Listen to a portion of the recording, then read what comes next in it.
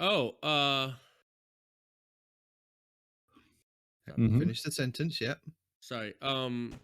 This weekend I was playing some Destiny, right? And this South Shocker. African woman jumps on, and like she sounds really cool. Her name is Mystique, but like she was pretty cool and this and that and the other. And at the same time, as she's hanging out and she's giving compliments, she's also kind of berating me. You need bots in your channel. You need this in your channel. You need that in your channel. I was like, oh, whoa, whoa, whoa, whoa! I don't even know half the things you're saying, much less how to do them. Right? So you have a shut Twitch up. consultant, is what you're saying now. Yeah, you have a Twitch guess, consultant. I don't know. But like, yeah, dude. She's all like, you need bots, you need this, you need that. I was like, okay. Did you reel off the spiel at the beginning of the podcast and say we're not professional at this? No, I did not. Should have opened with that. I probably should have. As evidenced by the fact that your screen is now just OBS into the distance. Yeah, because I'm trying to figure out, because okay, OBS, you see the live chat. Not like I have any idea how this works. We get to the show every week, and he's trying to figure something out every week. This is my Surely laptop. You could do this during the D&D sessions during the week. No, well, I've tried all week, and I still can't right. fix it. And you're not even listening to what the problem is. I am sorry. No, I'm you're sorry. not. I love you. The problem is, you see the chat here? No. It never shows up whenever I open up my device, so I can. Oh, you're sir. You've You've opened up like bandwidth. the robot. Yeah, you've roboted now. Even interact with when I can't see in this chat. I might as well just roll the credits then. Never shows up on my device. Oh no. Welcome to Two Titans and a Hunter, a Destiny 2 podcast. Dedicated in bringing you all the latest information, news, and opinions. This is the best show for new and veteran Guardians alike, where we share tips, tricks, and tools to help you succeed and enjoy playing even more. So with all that said, let me hand you over to your hosts, the Triumph Hunting Titan Nitedemon, the pink-panted pansy Peroty, and your Hunter Master Ranger, Mr. No One Respawns in Real Life! Maybe not stream today. Maybe just do the talkie and not the streamy. You are not powerful enough, sir. Your internet has not enough bandwidth. Well, the bandwidth is, the speed is there. I don't know the bandwidth yet. Not enough. Not enough, apparently. Am I still roboting? No, you're fine now. Your latency is rural, which means you get nothing, you lose. Good day, sir. Oh, God. I hate hotel Wi-Fi. All right. So we have a twabby, I think. We do. We've got a whole bunch of raid information, which we could tell people, but honestly, by the time they hear it, it'll be over. So congratulations to the winning team. You did a great job.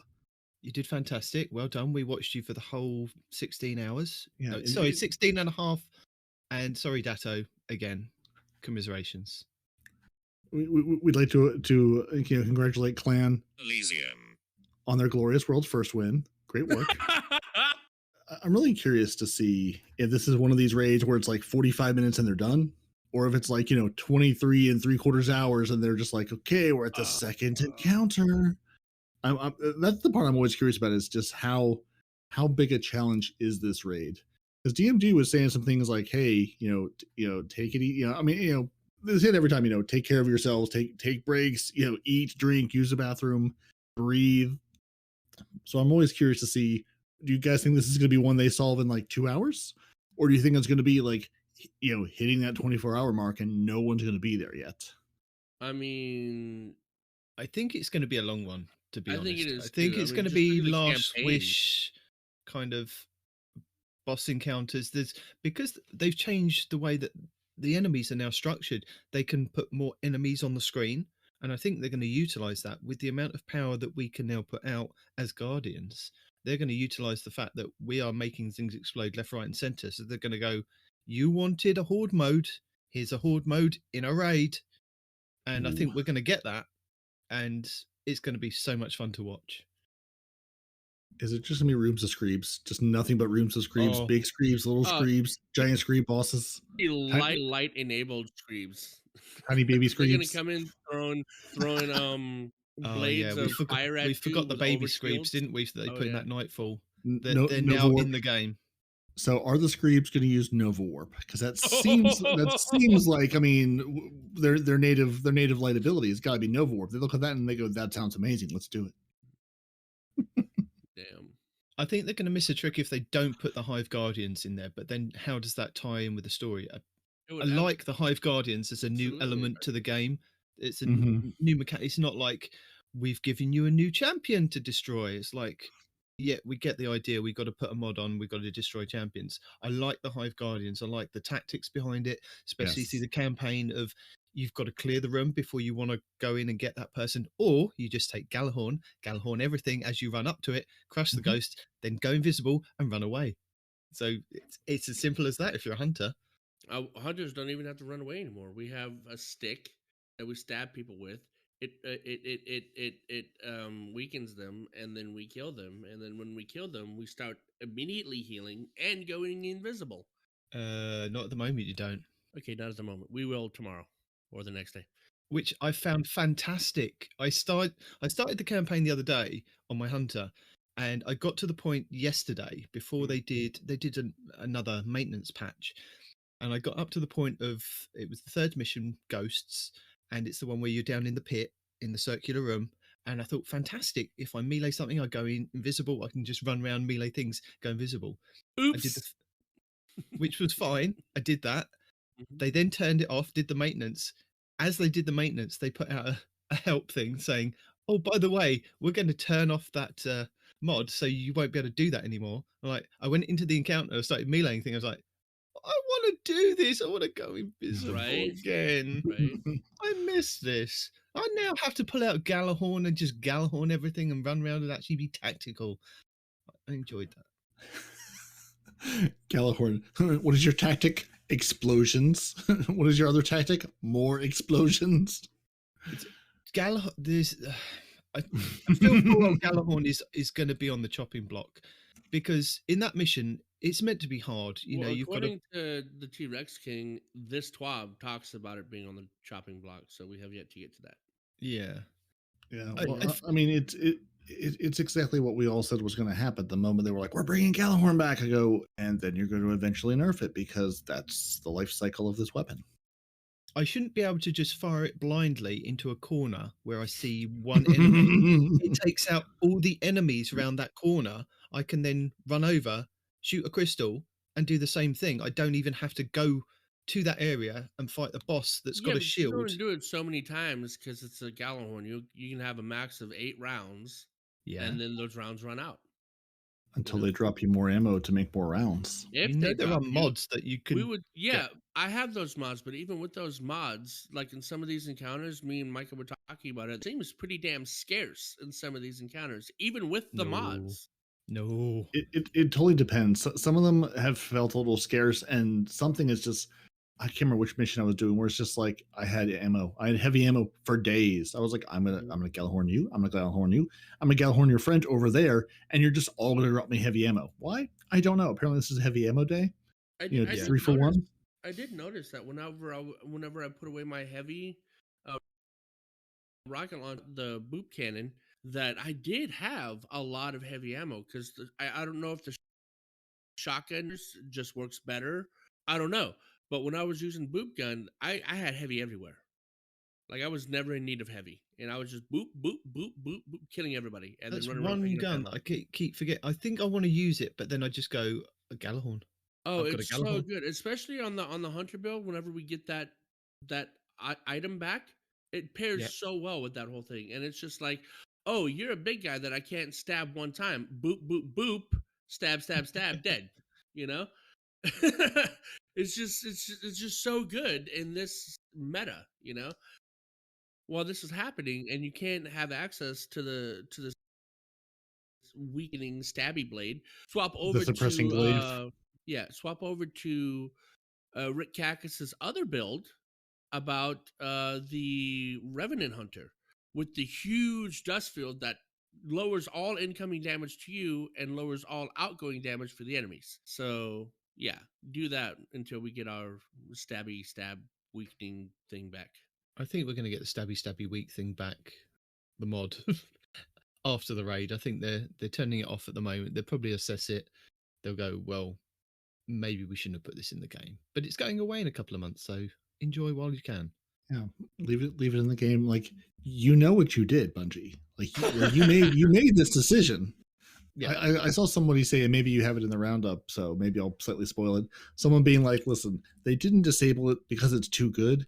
They disabled it because there would be a team of 6 people going in and using nothing but that the entire raid." Absolutely, and they should, because it's not class specific. Hunters make the best use of it because we can go invis and stuff. But everybody can do it. This is not a class-specific thing. As a Titan, you can go in and stab weaken. As a freaking Warlock, you can stab. And because it's a void, well, the Hunter's is void. Is yours void too? Does everybody have the void stick? Okay. So because it's void, you Warlocks can also wear your... Okay, what's the name of that helmet? What's the name of that helmet where void damage gives you super energy back? On the Warlocks. Nezarec Sin? Thank Something you. Like that, yeah. With your Nezarec Sin, you'll be getting your super damn time too, and then you can proc your Devour on each kill. I mean, a Warlock with this is going to be probably just as deadly or deadlier than a Hunter, you know? So this is definitely not a class-specific build. One day I'll have it unlocked to even play with it, so looking forward to that. So, seeing as we've kind of started the show with the world's first race chat, we'll kind of briefly touch on it for this week at Bungie for the 3rd of March. So we've got a world's first race that's going on today. So yeah, as we said, congratulations, right? Yeah, congratulations to that team. Sorry, Dad. If you are taking part, I was rooting for you, but you know, everybody roots for Datto, right? There's a contest mode, which is good, and they clarified about their contest mode, which is capping all players 20 power below each encounter for the full raid for 24 hours of the race. So it's from 10 a.m. Pacific today until 10 a.m. Pacific tomorrow. So that's quite a long time. You know, the last wish was it 23 hours? It was something like that. It was close. It was right before the expiration. Yeah, I don't know how long, but it was close. I think only was it one team got the emblem. I don't know about that. I remember it's not that good.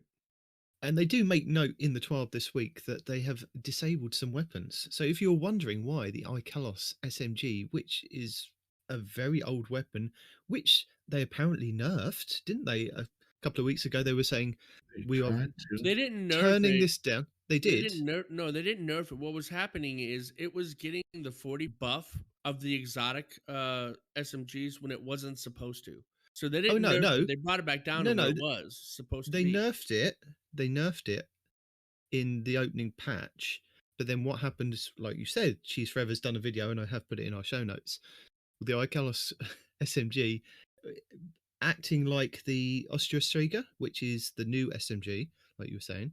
The Imperial Needle, a legendary bow, is acting... It's a void bow, but it's acting like Tiku's Divination, which is the solar exotic bow. The Grand Overture and the Warcliffe Coil. And what happened with that was the Warcliffe Coil's nerf that it got many years ago to do with its rounds doing too much damage, wasn't it, to bosses and things. They toned it down of how it kind of scales up, because various different weapons do different damage against different enemies.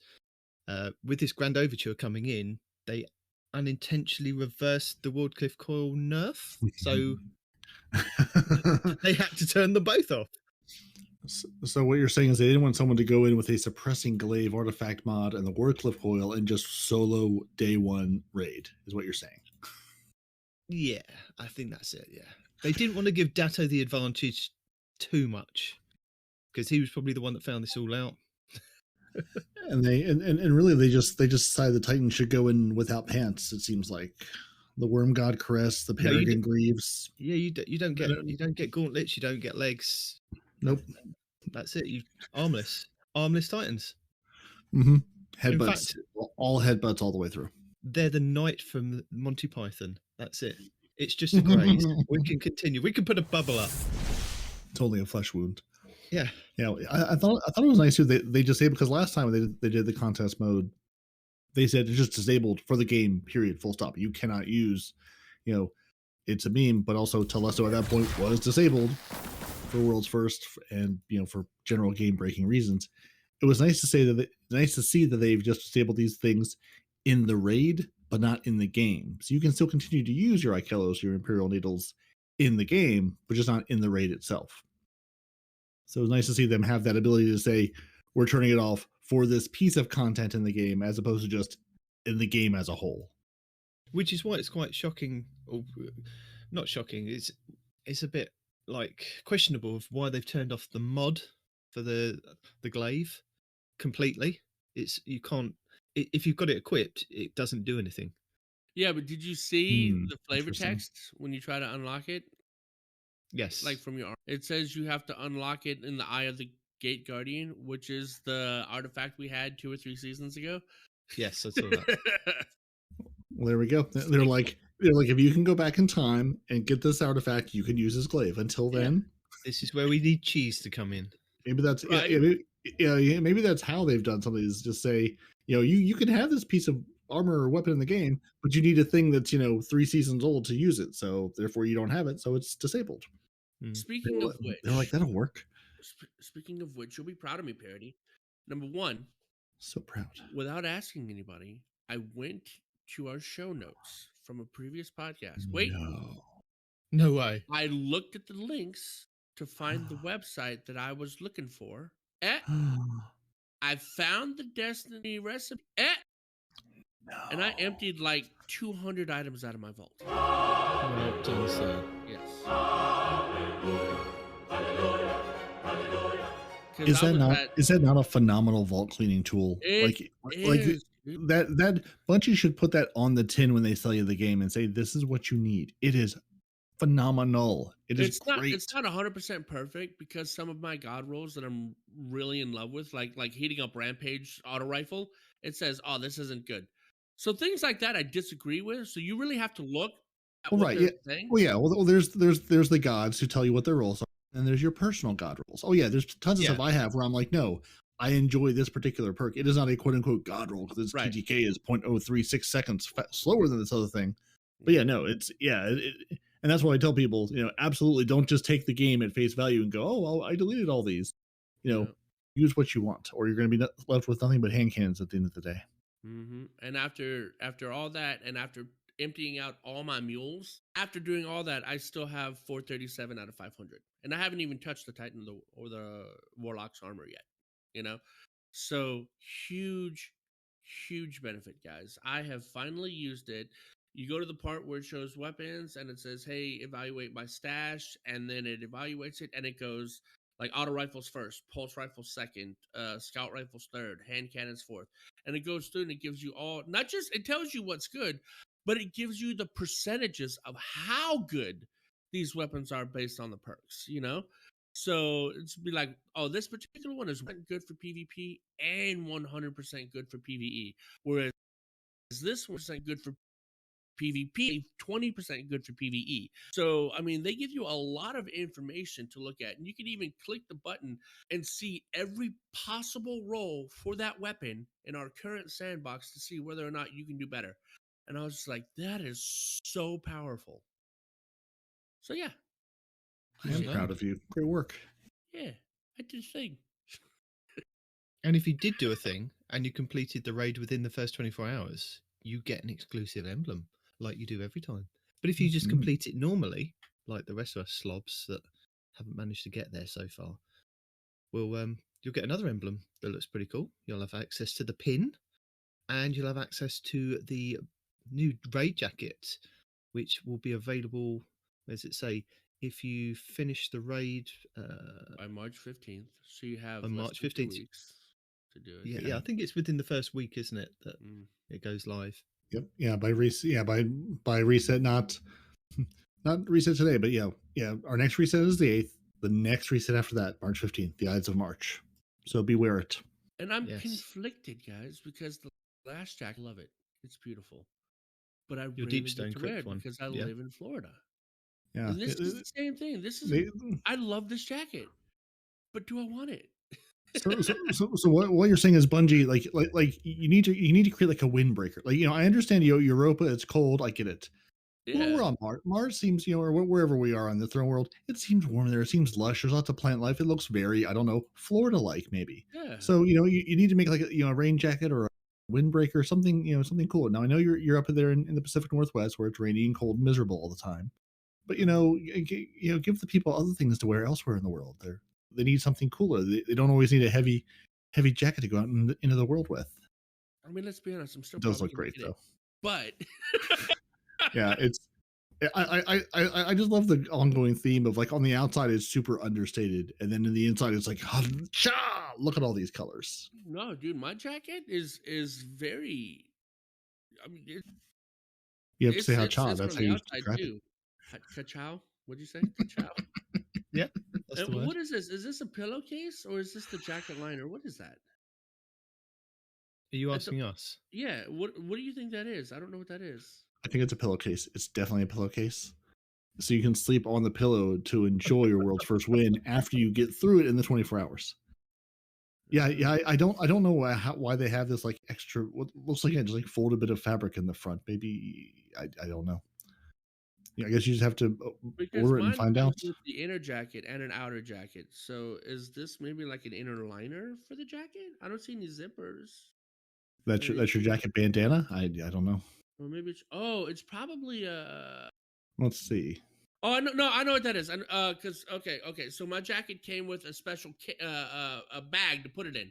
That's what that is. That's the bag to put the jacket in when you're not wearing it to keep There you it. go. That's a small pretty. bag. It folds out. It's a garment bag. That's dust bag. Thank you, T-Rexing. It's a dust bag. All right. Because Mars. It's dusty. Yeah. So Or is it Venus? Ooh. it's all That's Venus. a good question, because if we took out the Witch Queen, is she even going to be in the raid? Is this even going to be a Hive raid?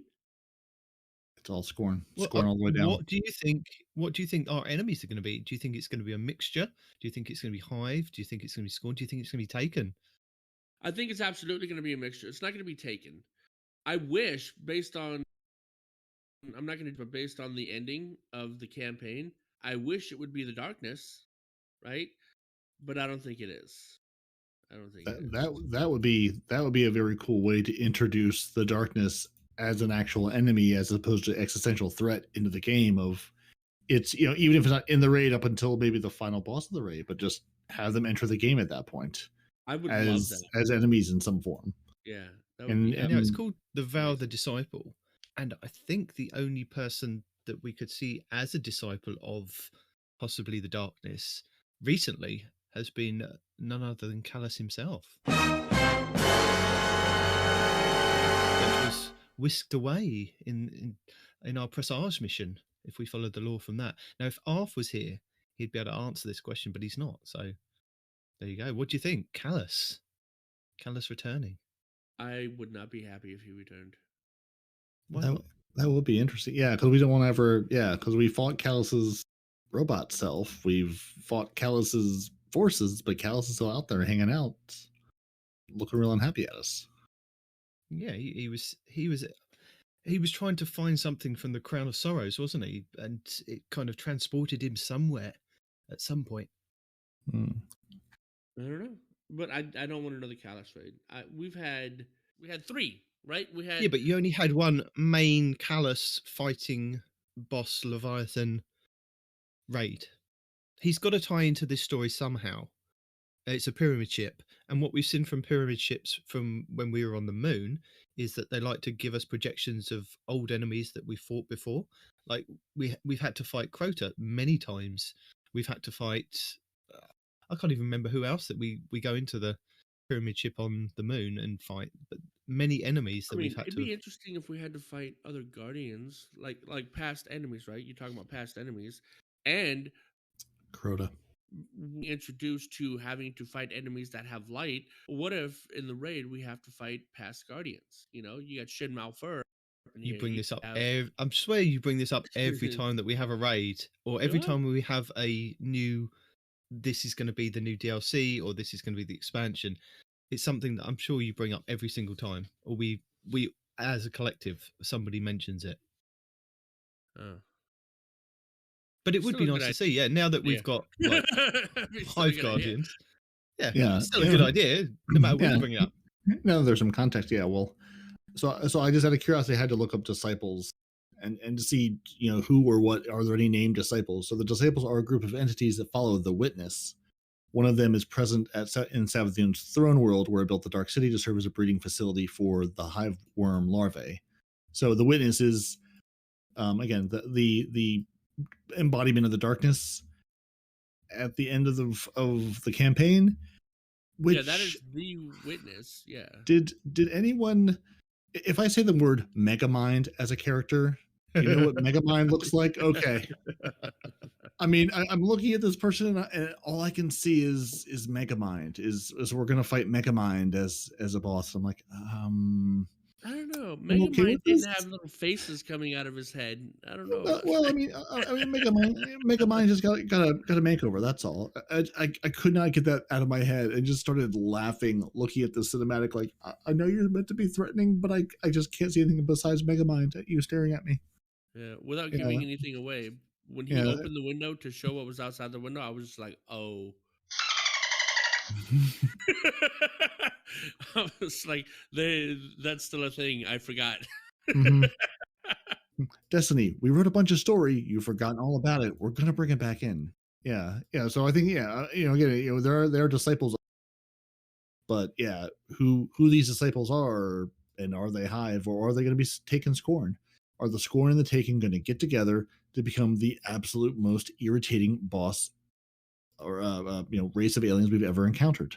It's got to be something weird, because the raid itself unlocks the rest of our seals and fragments. So Does I'm it? wondering how that's going to tie in. Yeah, we have a bunch Are you of. sure though? Are you sure Well, that it actually that's unlocks what it? they I know they said. said that something will happen with a couple more fragments after the raid. Yeah, they were saying after the raid, which I sort of, just like we had how many seasons ago. Once you beat the raid, then it unlocked new activity and whatever. I can't remember what it actually did story wise. Right. But And that once you beat the activity raid, had to do with what you did in the raid. Yeah. yeah, it had things in the world. So I'm curious what happens in the raid, in that lore story wise, to sort of justify the, hey, now you have these additional lost artifacts, or whatever it happens to be. I'm curious to see, is there a story reason, or is it just, hey, we put this behind the raid because we thought it'd be fun?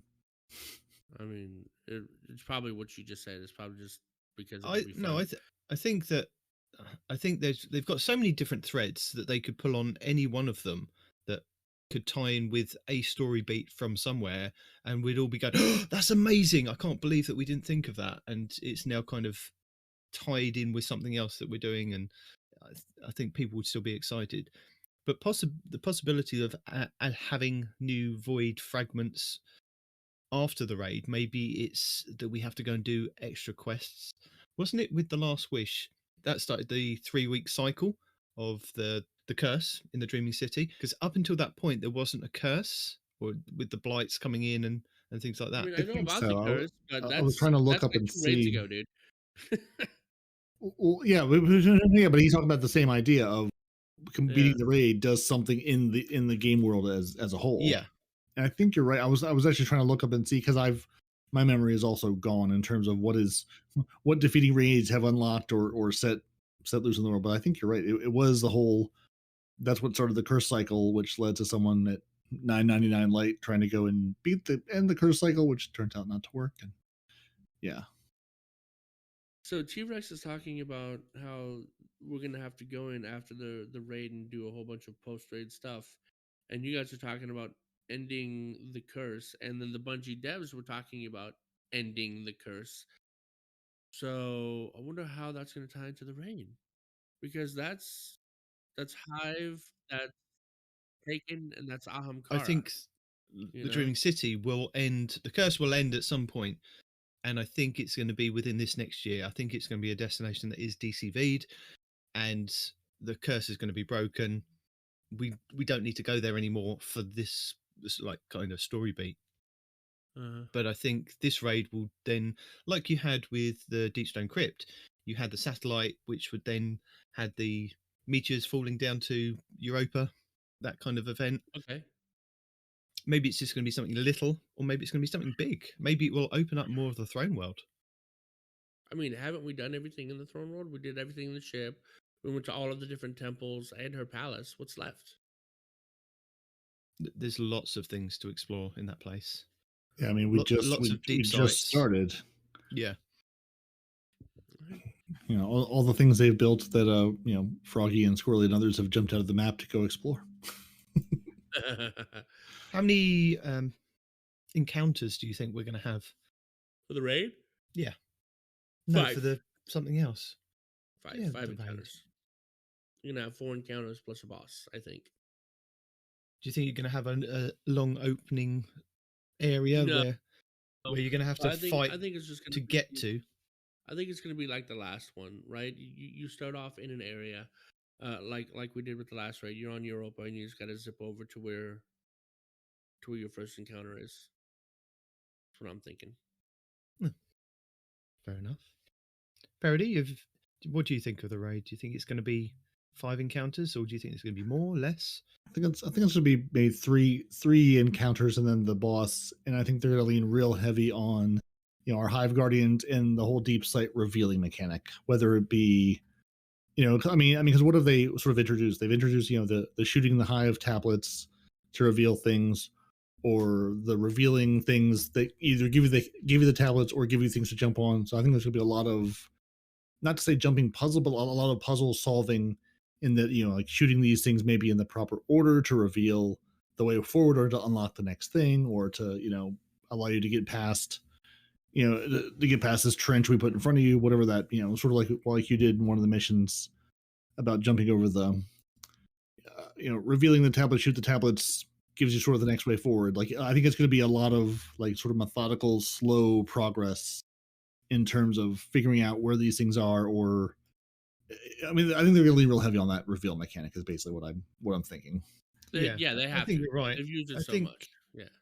Like we've had in the story missions where you kind of reveal some of the patterns of the Hive ruins, and then you have to go around and stand in the right pools for each symbol, or you have to shoot the little tablets in the right order for them to then spawn the next port. I think it's going to be like that. And I also think that maybe something that's going to be included is like what we've got with that public event and with the Wellspring activity, where you have to transport that tiny pyramid thing somewhere. And although the ones in the public event and the ones in the Wellspring don't take damage, I think the one in the raid will take damage, and you'll have to protect it considerably to get it through before it kind of explodes and does its thing. Oh, I even said that when I saw that for the first time while I was streaming my playthrough. I was like, this seems like a mechanic that's going to be in the raid. I mean, I agree 100%. Yeah. It's always when they release new content, new seasons. I always think, okay, what new mechanics are they introducing us to? What ways of thinking are we going to have, and how are they going to sort of mess with those? You know, in the end game content and the harder raid content. So, or they could go the other way and be like, no, we're not going to do any of this, and just, you know, it's going to be screams from wall to wall. I'm really curious to see just like what the mechanics are they come up with some of these encounters, because we've gone from a real I'm going to stomp you into a wall or stomp you off the edge mechanic to what this season, again, I have not played a lot of the game overall, but I've mostly spent time in the Vanguard ops because that double Vanguard rank thing is just working amazingly. And I'm on the last mission of the campaign. I soloed the second to the last mission the other night just to see if I could do it, and I didn't have anybody else on to play with, or it was late and weird and whatever. Yeah. Trying to, and I now forgot where I was going with the story. I'm sorry. New mechanics in the game. Oh yeah. Just the new mechanics of just what are they trying to teach us? Where are we going with this? And I can't remember where I was going now. I'm sorry, I rambled too long. It's been too long a week. So abort, fix it in post. New mechanics and you're paying attention. So will you guys be watching it today to see who wins? Okay. I'm gonna be watching how it works, because I'm definitely getting that jacket. Yeah, I'll probably watch it somewhat. Usually, I'll go to Twitch, or I know Bungie's doing their like what do they call it, like tailgate with Professor Broman. yeah, Broman and whoever else. I'll probably tune into theirs and just sort of see where people are at because it's fun to have them sort of switch back and forth. And sometimes I like to go to Twitch and just sort of see like who's playing D2 and who's in the raid and just pull up some random channels and just watch for a few minutes. And go, how are they doing? What are you guys up to? You know, how are you getting along with this? It's just fun sort of dipping a toe into Twitch like that because I used to watch a lot of Twitch and had time to do it. Now I almost never watch anything, so it's fun on these raid days to sort of see. You know, I'll pull up 2 or 3 different streams and like mute all but the one I'm sort of paying attention to just to sort of see how people are going because it's fun to watch the raids, but it's also a little irritating because it's like I'm watching one perspective out of 6 in people frantically running around, and sometimes it's just like one person in a dark hallway and you're like, I don't know what you're doing. I can't tell what the bigger picture is. I almost wish there was like a almost like a top-down view, which you couldn't really do for Worlds First because it's a race and everything, but it'd be neat to be able to have like a replay or just something of like, hey, let me watch this sort of in the Halo like Forge. Forge mode where like let me sort of get that eye in the sky camera angle of what's sort of the big picture of what's going on too, of just what's everyone doing versus 6 first player views of running around frantically shooting, running, jumping, and trying to figure out what the next step is. It's always good entertainment though. Yeah. So good luck if you have done it. Well done if you completed it, and try again if you haven't. Just there you go. That's it. So apparently the feedback never stops with Bungie, and it never does. Exactly. It really never does. And they've you guys will tell me about the Wellspring since I've yet to unlock it, but the drop rates, people are unhappy about them. They're looking into the drop rates. They're not doing anything with it yet, but they are looking at it, and they are saying in a patch targeting next Thursday, they will be increasing the drop rates for both the standard and the deep sight resonance version of the weapons from Wellspring. So, not today. They haven't fixed it yet, and the patch just went out. Next Thursday, they're targeting it to get into that patch. So look at the patch notes when it comes out to see if it's actually there. And if we're talking about it, you know that it's not done yet. Exactly. Yeah. So the Ascendant Alloy. So as you get deeper into crafting, you'll begin to unlock your enhanced traits, the ones that we haven't turned off because they were causing problems. These come at quite a bit of a cost, each requiring an Ascendant Alloy. The currencies are meant to be endgame rarities coming from higher difficulty activities, allowing you to craft these weapons. In addition to the changes mentioned, they'll be increasing the chance of receiving Ascendant Alloys through the Master Wellspring completions, not just by the difficulty tier of the activity, but also based on your completion level. So harder content, better rewards. That's Bungie in a nutshell. So if you're trying to get those Ascendant Alloys for the gold or platinum completions, you'll be able to get those by defeating champions and completing the activity very quickly. They'll continue to monitor this situation and look at the drop rates as they go on. Gambit tuning, they're going to, but not yet. So they say they don't have any firm plans, but they do want to highlight a few areas they are actively monitoring. Heavy weapon usage, Gallowhorn in particular with the Wolfpack rounds, the invader frequency, and just that sort of you get into those back and forths. I think like Respawn talked about last week about I did. Or was it okay? Yeah. Nitedemon talked about last week with just the back-to-back invades where your game just goes on forever, and then just the primeval health, which again, sort of same thing. Your invader comes in, wipes your team. The primeval health actually goes up at a reliable amount versus between 5 and 35%. It's now 26%. And what made me laugh is I listened to DCP this week, and I believe Tefty Teft is the one that likes Gambit, and he went in and he had exactly the same situation that I did, that the primeval phase just went on for about 10 minutes because it was a competent team where one person would come in and wipe all 4 players. So 26% for each single player took the primeval back up. Then somebody else invaded from their team. Their one went up. It just went backwards and forth. And he said he just doesn't enjoy the game mode anymore. And that's somebody that actually likes playing Gambit. It's like, and I enjoy playing Gambit every now and then. And that was my kind of first week experience. It was like, this is terrible. And I don't know how you're going to get around it. Well, I mean, I don't think it's terrible. I played a bit of Gambit this week, and it's terrible. You don't want a match where you play for more than 10 minutes. That's the whole idea, that they decided they were going to tune Gambit down. Right, trying to make it quicker, especially in the primeval phase. Too much of time of the match, right? But the gameplay itself is still Gambit. It's still all right. The only complaint I have is that nobody shows up on radar when you invade, right? So now you got to track all these. And I invaded. I had a few successful invades. I had a few three-man kill invades. But there were also times I would go in. Get good, Scrub. You are not. You should just take the Galahorn. The Galahorn automatically finds them, tracks them, and kills them. No, I don't. I told you I don't do that meta. Right? I went in with a freaking. I think it was a boot cannon and an auto rifle, and I just. And they looked at you and went, "Who's this freak?" And hey, I was getting 3 kills. You got 3 kills. You didn't get one shot and killed 4 people. Yeah. No, but exactly, you're doing it wrong. No, I'm not. I did it the way that I wanted to do it. I didn't do it your way. I didn't do it. I told you I wasn't doing it. I was doing bounties. I didn't really see a problem with it, except the fact that you can't see where they are. They know where you're coming in because they know. Normally, an invader is going to go in the area that you just cleared, right? Or the area that you have yet to clear. It's a 50-50 shot, right? No, they've added more spawn points. Didn't they add more? But the areas that you're spawning in is still an area that has just been cleared or an area that has yet to clear. There might be more spawn points within those areas, but you're still coming out of one of those areas. You're not coming out in an area where they're actively fighting enemies. Thank you. So, moving on. It's a 50-50 shot, and they're going to have guys looking in one of these 2 places. And as you're trying to find them to find out where the hell they got a better shot at finding you than you that. You know? Look, it's an issue for everybody else apart from you, then. And Bungie have acknowledged this, and they're going to do something about it. I just think y'all are putting too much emphasis in it. No, they're not. Yeah, I don't think it was that bad. Well, neither does Bungie, because they're not doing anything about it yet. They're it's brand new. The season just started. We've got 1 million plus people in here playing this game. They're looking at the data.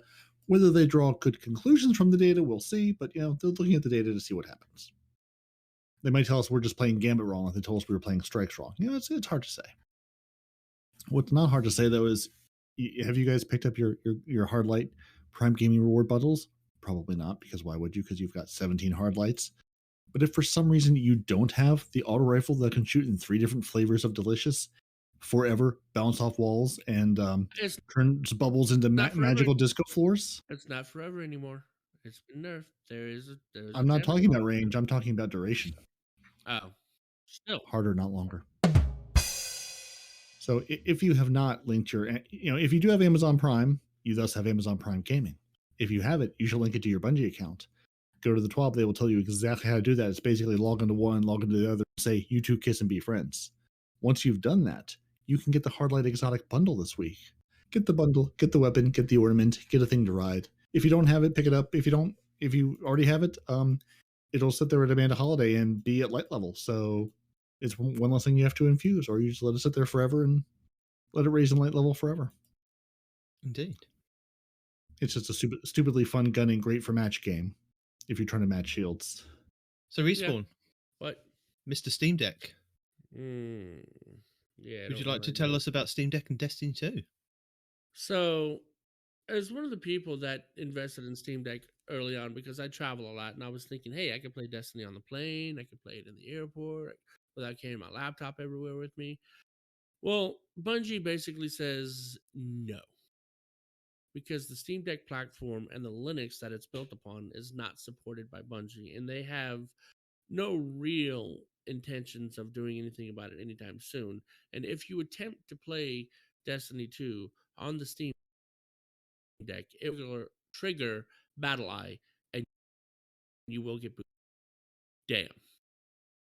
Booted, banned, suspended. Yep. Possibilities of everything. Mm-hmm. Yeah, triggers the anti-cheat, so just don't go down that road. But they did say they're going to investigate. I mean, as people who threw their support behind Stadia, I mean, maybe Google drove up with a truckload of cash and said, invest in Stadia, but it feels like it's something they would be looking into and going. because it seems like just another place. Like they said, they want to have this game available to everybody everywhere.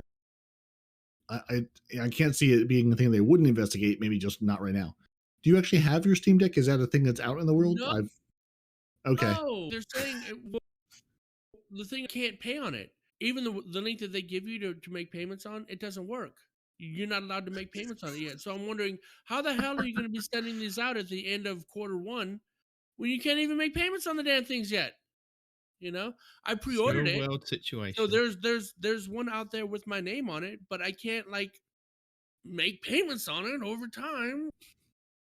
You know, Okay. it's easier for you. Okay, so they are, I guess, out in the world somewhere. Like somebody has these because they're able to try to play Destiny on them. You just don't have yours yet. I wasn't sure if it had been released at all yet, or if it was just sometime in the future. Not at all, because how would everybody can pay for it unless? Well, I mean, obviously somebody does if they're telling you not to play the game. I don't know. Weird. Yeah, I mean, clearly somebody's got one if they're saying, "Hey, don't do this." Someone's gotten themselves banned because of it. Probably. It claims it's shipping now, but I don't believe it. Yeah, I don't believe it either, man. But I can tell you, the question on everybody's lips at this point is, where's PSR Peroty? Yeah. Well, the only thing I can do is cancel my reservation. That's all it lets me do. The only option I get is cancel reservation. No! I want to pay on the reservation! Respawn can't find his PSR either, but I can find one for you. Now, shall we tell the people all the things we fixed, or just some of the things we fixed? Because Bungie wants to tell you in the TWAB that they've fixed the ability, if you're trying to do your legendary dares, you get a lightning round again, so that'll work. That was the hotfix. Your UI elements and round timers went missing from some instances of dares. They're back. Players who joined in progress on the final step of Queens and Worms quest were blocked from acquiring the Parasite exotic grenade launcher. The Grave Robber perk on the Enigma glaive was disabled. The hunters couldn't cancel out of a glaive melee combo to use their class by using their class ability. The reduced damage buff from the renewal grasp of the reduced damage debuff from the renewal grasps hunter exotic arms only applied on enemies briefly during the initial impact of the Dustfield grenade. They fixed all of that. They fixed the overload and auto rifle and SMG mods that were broken out of the gate. They should now disrupt the overload champion's health regeneration. And they fixed it that the synth cord couldn't be deposited into the loom for the armor synthesis. So they fixed those things. They also did, and Panoramix 18 confirmed this, they did push a fix for the HDR. So if you too are getting some of the terrible, as Bungie says, fix an issue where the black levels could turn gray or invert due to deprecated calibration settings not being reset for some players.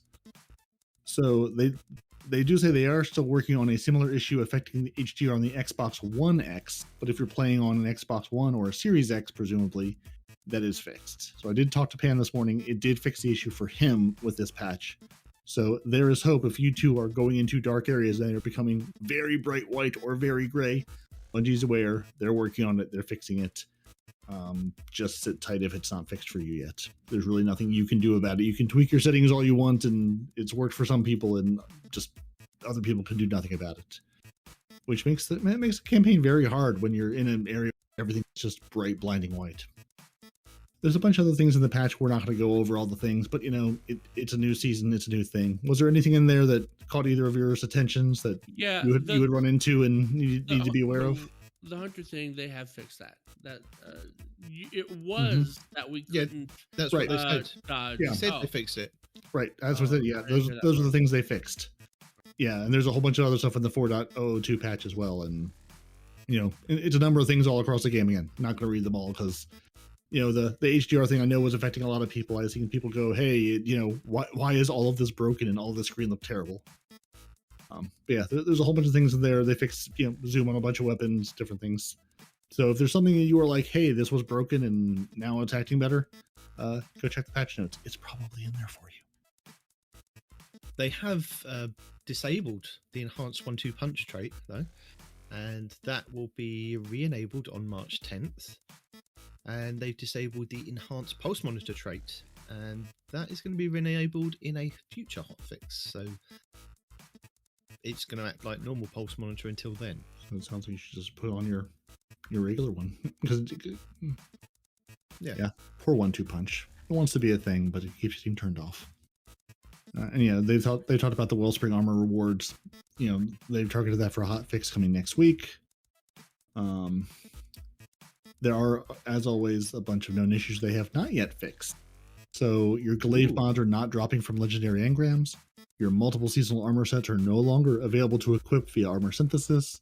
The No Time to Explain time portal will continue to shoot defeated enemies, but also run over and teabag them just to make sure they're still dead. Your titles gilded in previous seasons are displaying the guild count instead of the earned title.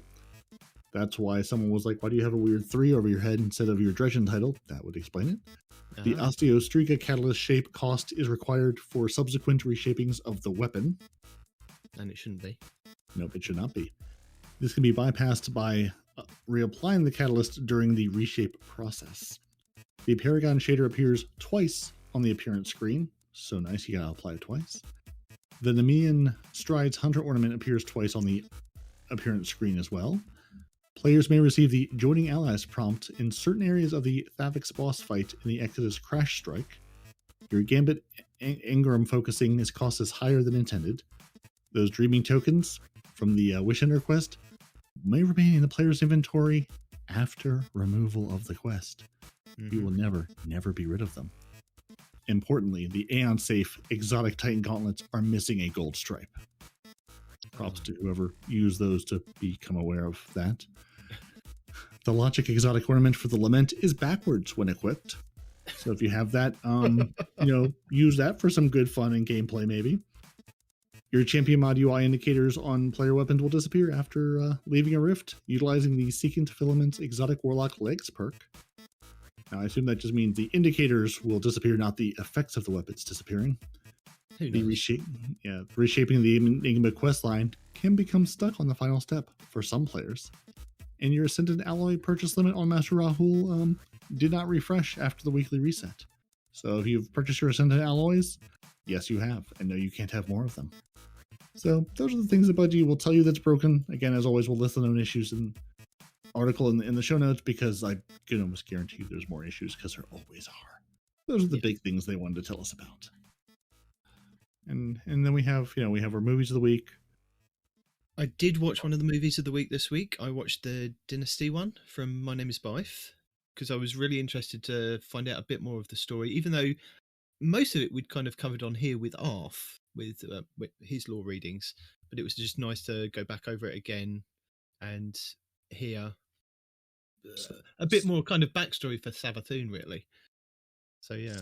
So how did you get away? Because at almost 2 hours, at a 1 hour 56-minute runtime, that is not Deacon approved. But I also have this queued up, and I'm very excited to watch it because this is the huge. Bike's been working on this huge fan made project for the last year, 2 years, like a long time now, and this is that project come to fruition. So it looks. I mean, I've watched bits and pieces of it. It looks beautiful. I'm excited to sit down and watch the whole thing. It is Deacon approved. I found a way that you can approve something. I've found a way that Deacon will approve a video of this length. 1, she doesn't have to be in the room, and 2, you have to be doing like a job like painting or decorating whilst in the room at the same time, and you can get away with it, and then it's Deacon approved. So, okay. Is this no? Again, not to take away because I mean the artwork in this is beautiful. I mean not to take away of anything of the artwork because it is gorgeous. Is it something where you could listen to it and still get the full story of it, or is it something you really need to watch as well? Not that I'm saying don't watch it, because again, tons of people art went into this and it just looks spectacular. But is it something you could put on audio as you're doing your dishes, doing your laundry, and get the full experience as well? Again, I'm not the saying full experience. Not the full experience. Sorry, you can get the experience of it. And a couple of times I did pause it, rewind it, and listen again and watch what they kind of were doing on screen. Like Mylan Games' History of the Thorn, this reminded me a lot of that. It gives you the immersion factor. Yeah. So this is Dynasty, the complete story of Savathûn and the Hive. So if you're trying to get in, if you're new to the game, come to the game, curious about the lore, and also can't, dig your way through the lore books because it's a, sprawling wiki of insanity, this is a good intro to, hey, here's what's going on, here's who these people are and why we care, if you do want to get into the tale of what this game is and who Salvatori is it and why definitely we're fighting ties him. in with the whole story of when you kind of get into it and unravel it in this season with Salvatori. It's definitely kind of a good backstory to that. So, yeah. Oh, that's awesome. So before we go, not before we go, but before Bungie go from their TWAB. Yeah. We're TWAB, Nitedemon. We're Where's TWAB. TWAB? I know. I'm actually Like tempted. the- I'm actually tempted because it's not actually anything specifically Destiny related that I could wear around the house without being terrorized by my wife. It absolutely is. The symbol on the back, she knows what that symbol is, first of all. Yeah, that's Okay. the bane of her life.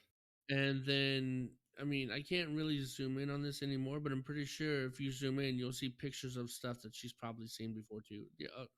Yeah. No, you're Yeah. assuming that she actually pays attention to the pictures. No, I am assuming, yes. the Yeah, symbol is the trigger. That's it. I- I'll have to wear a hoodie. I too laughed so hard when they revealed this shirt because it has the whole serial killer board with the Investigation board, yeah, strings between and picture. I was like that. I was like, I want it, but do I want to own it and wear it? Like I love it as an art piece. I'm not sure I love it as a shirt. Yes. Yeah. So Bungie, sell it to me on something else. I will buy it in a heartbeat. Will I buy it as a shirt? You can just buy the jacket. You don't We'll see. need the token or the jacket. I'm sure you need. No, you can just pre-order from Oh. the Bungie store, and 10% of the profits from the sales of Oh. Wear TWAB will go to the You Bungie can just straight Foundation. up buy the jacket, and it's a lot cheaper than the other Can you though, or do you actually need to? If you sign in, does it then make you What's he talking about? The raid jacket? the raid Yeah. jacket? Yeah. I mean, it No, does say you it's have to complete the raid in the first week. You think that pre-order, No, right? It says but if in you the TWAB. if you do We've just that, read it to you. right? But if you try to pre-order it, does it then say it's $999? Or yeah. is it $777,000? I don't know. I'm It's like you could absolutely. Which, for the record, as always, if you try to buy something at $700,000, Bungie will stop you. They will not let you spend $700,000 on anything from their store. Unless you're which is Elon Musk. unfortunate. I No, mean, they will stop you. It will pop up a message saying you can't buy anything more, and there's some dollar amount they said as an absolute maximum, where they're like, no, you can't buy anything more than $100,000 or something in a single transaction, something like that to stop you. So yeah, so Nitedemon, it does say how to earn. Once you sign in and try to buy it, it then says how to earn this jacket. Yes, I know that. I know that. You know that. It's only him that doesn't know that. yeah, Because whatever. he doesn't listen. I'm reminding him or anyone else who's like, I'm going to buy it now, and they'll say that's great. Once you've earned it, you can buy it. You have to earn it by March 15th at 10 a.m. Pacific, so 1 p.m. Eastern. You have until 1 p.m. on Tuesday, and you have to purchase it by the end of March once you have earned it. So we've asked Peroty where PSR. I'm now going to ask Respawn. Where's your roundup?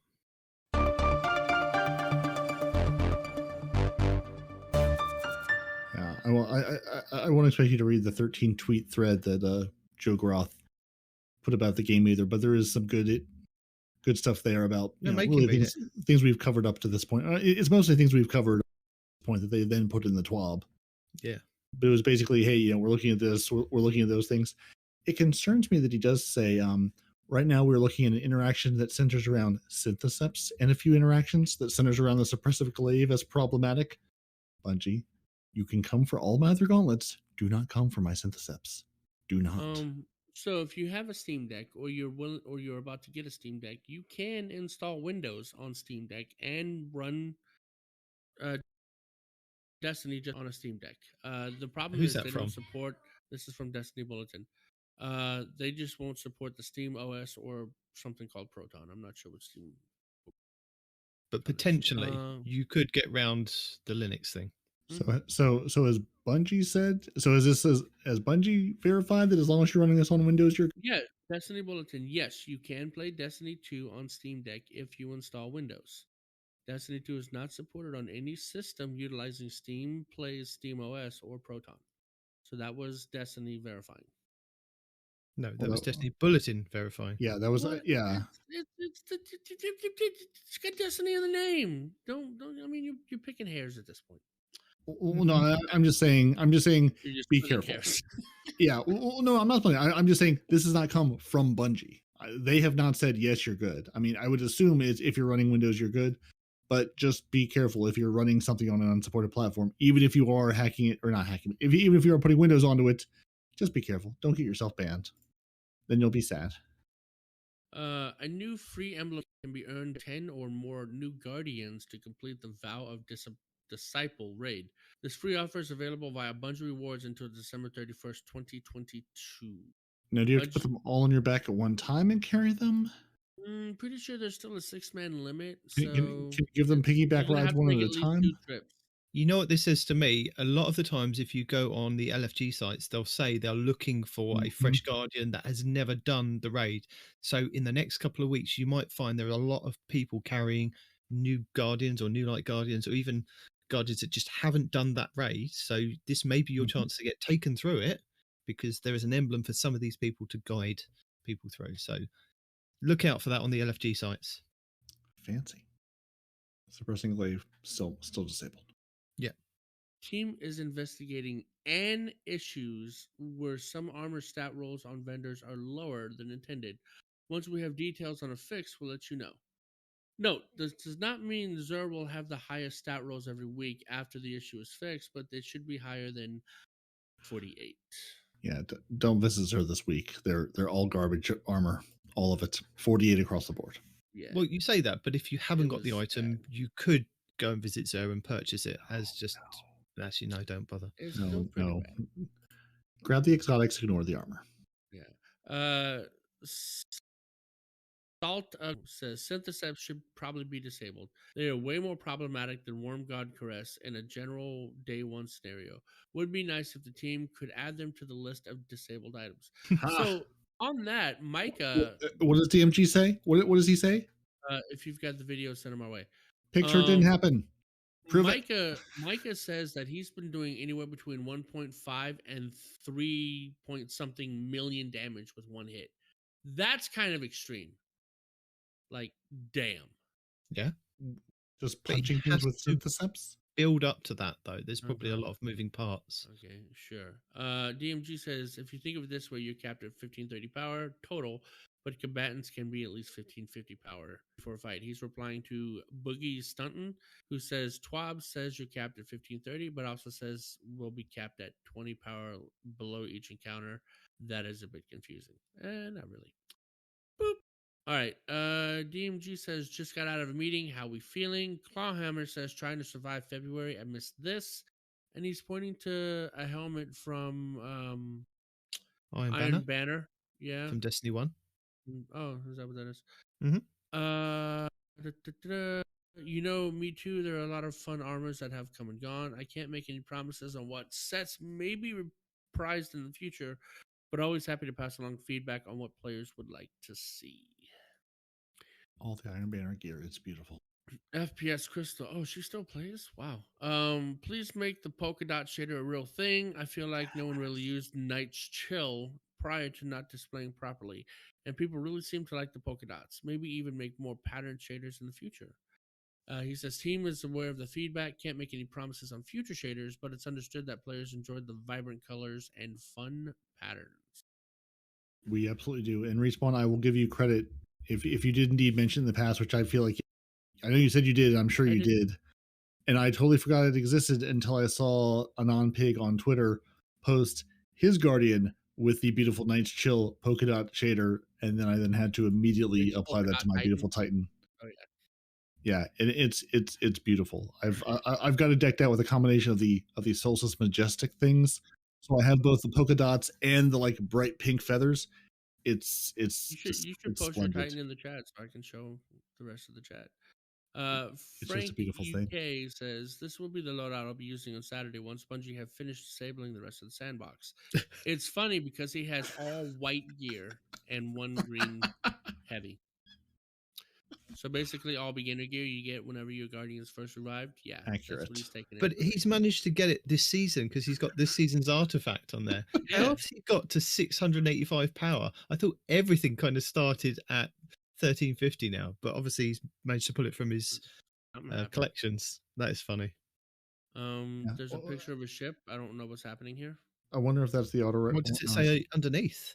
It just says, I still prefer the elixir method of scrapworking, but I admit that the Guardian ships are very No. handsome. So this is the ship that was missing from the database last season, the Centerfire. I'm not sure if the requirement is that you've had to have completed last season, Respawn, because you didn't. But if you go to the helm, it is available at the helm now to go and pick up for free. I'm not really Yeah. that worried about a ship. I have my ships. The Your one thing thing's that makes important me too, 19. mad is I have It's a free. ship. It's an exotic free ship. I It mean, is. yeah, but everybody's got their favorites, and I've already got my favorite. Which, if you guys didn't know, the ship called Well, you don't know what it is, so we No, don't know what it it's- is. the N33DL. It's one that was just in the store last week. It might still be in the store. Its wings are being held on by like these energy tethers, and that ship with multiple shaders can turn solid black, like black as night black, and it's kind of sexy. Nice. Yeah. In a late breaking update, Bungie does Ooh. say they're also investigating an issue that allow for warlocks to generate more orbs of power than intended. And then it says this will not be disabled for the vow of the Disciple World First Raid. Do they mean warlocks as a whole will not be disabled? Oh, if you are interested in seeing that, I have a Cheese Forever video in our show notes that shows you how to do that. Nice. The infinite Very orbs. simple. Yes, just Yeah. unlimited orbs for your team. Well, there we go. Yeah, That's not broken. yeah. Bungie helped us tweet it again right before, again, as we're like, 90 minutes before the raid kicks off. They haven't added any additional things to the list of things disabled, just the things we've already talked about. But they've decided not to disable warlocks as a people for the raid, so that's nice. It's because it's a whole subclass. You have to be on the well lock, but there's no actual big requirements apart from just being on that subclass. So they'd cause absolute panic and pandemonium if they turned off the well locks. Yeah, you can't really turn off Is like it an entire class. Is it Yeah. easy to start this infinite Yes, thing? It just is watch the easy. Cheese Forever video. It's literally one of the first 3 or 4 that he's got this week. Hey, I have a question for you guys. Passing thought, and I want to know your feedback on this, right? So, Star Eater scales depends on orbs dropping, right? To get the maximum effect out of them. You know what Yeah. I mean?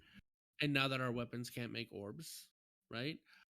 I've only seen orbs when people pop supers, which effectively takes Star Eaters out of the equation as an exotic, kind of permanently, No. right? Unless it's just so. In your opinion, You know they've moved it to mods on the helmet, don't you? no. Are they there right now? Yes. Because You can generate as many orbs as you like if you put the mod on your helmet.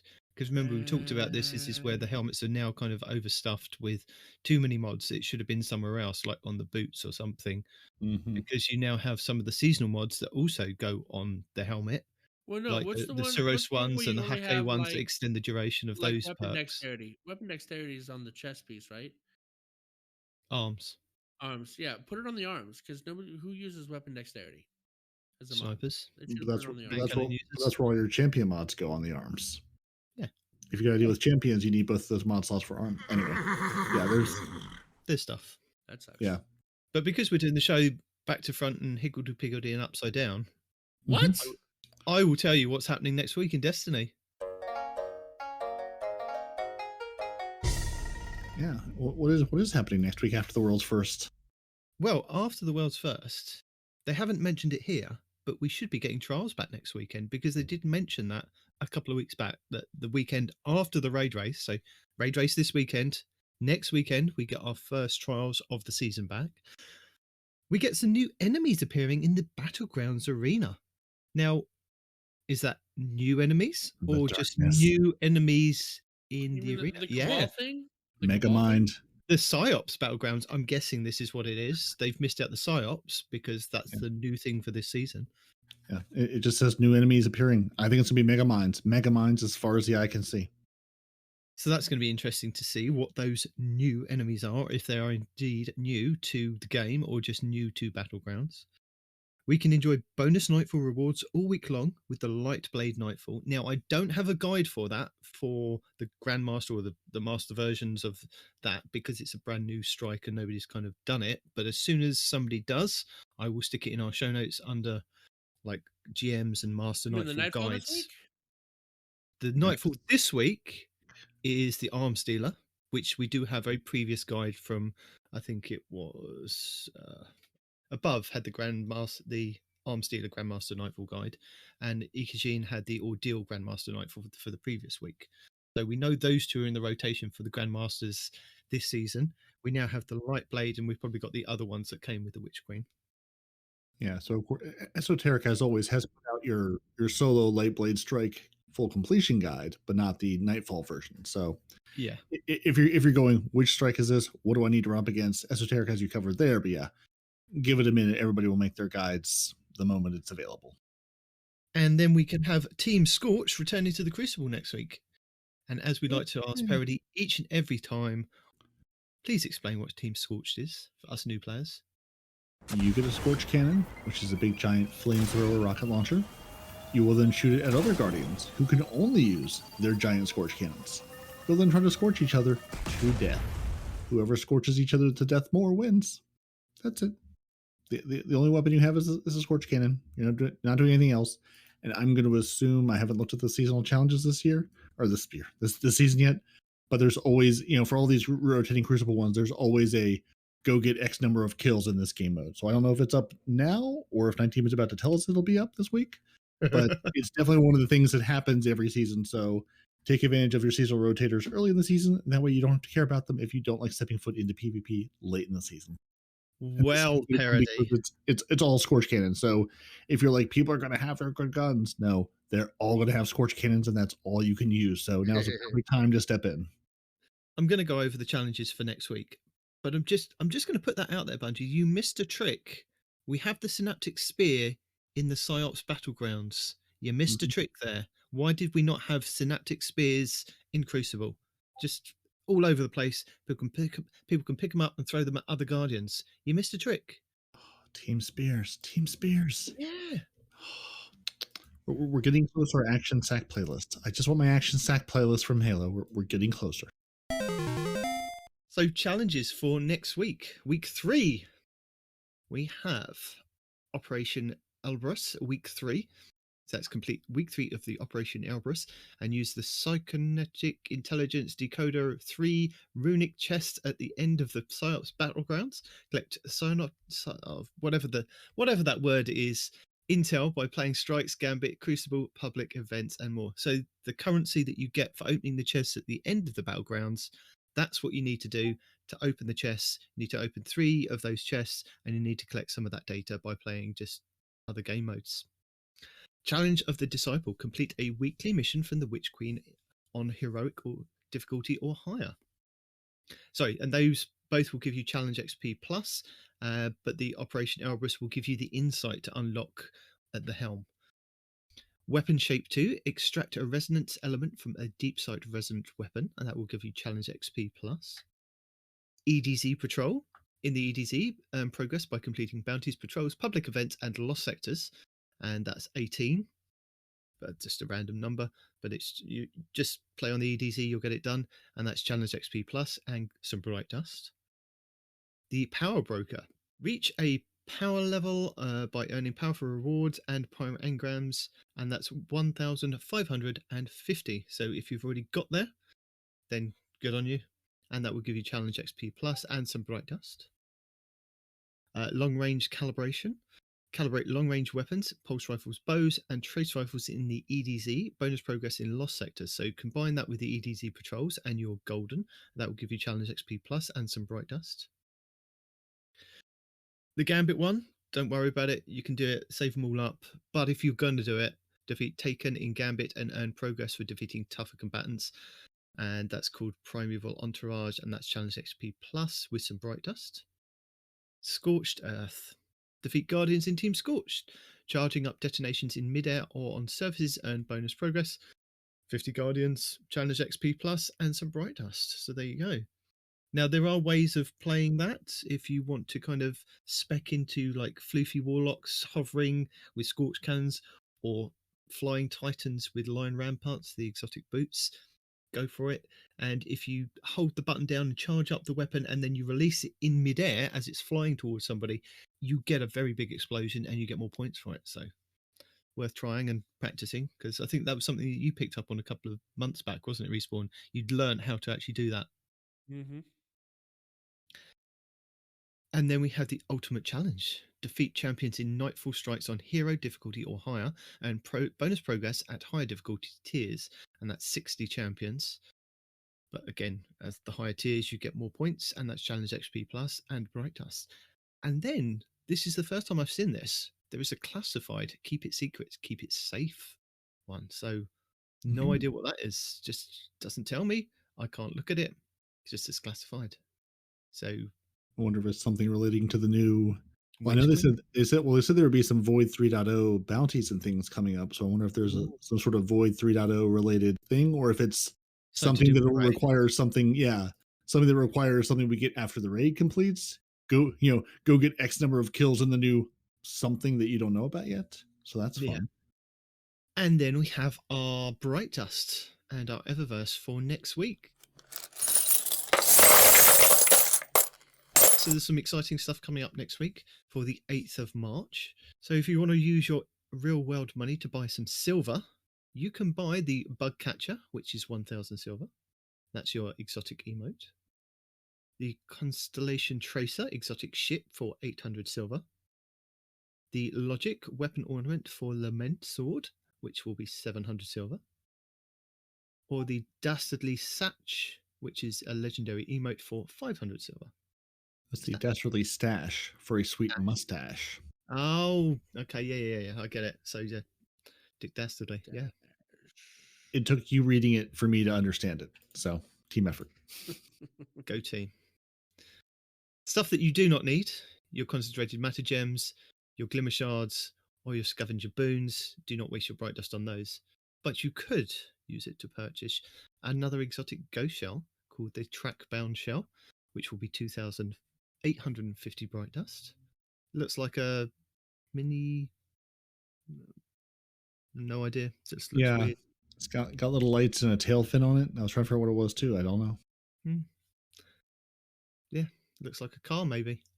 No, this is your challenge of the week. Oh, the Maximal Malhari?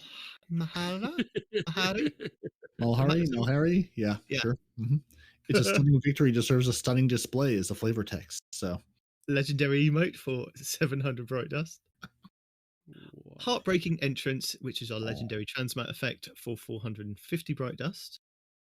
Another new shader, Time Honored, which is a legendary shader for 300 bright dust.